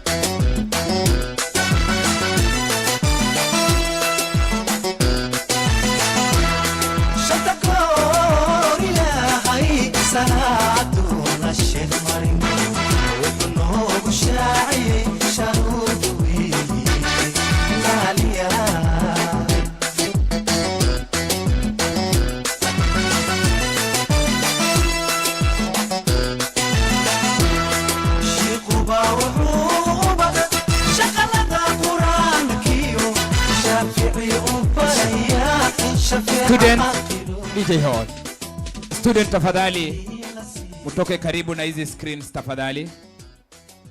Wanafunzi tafadhali exit ndio hiyo tafadhali Asanteni sana. Mmefanya kazi mzuri.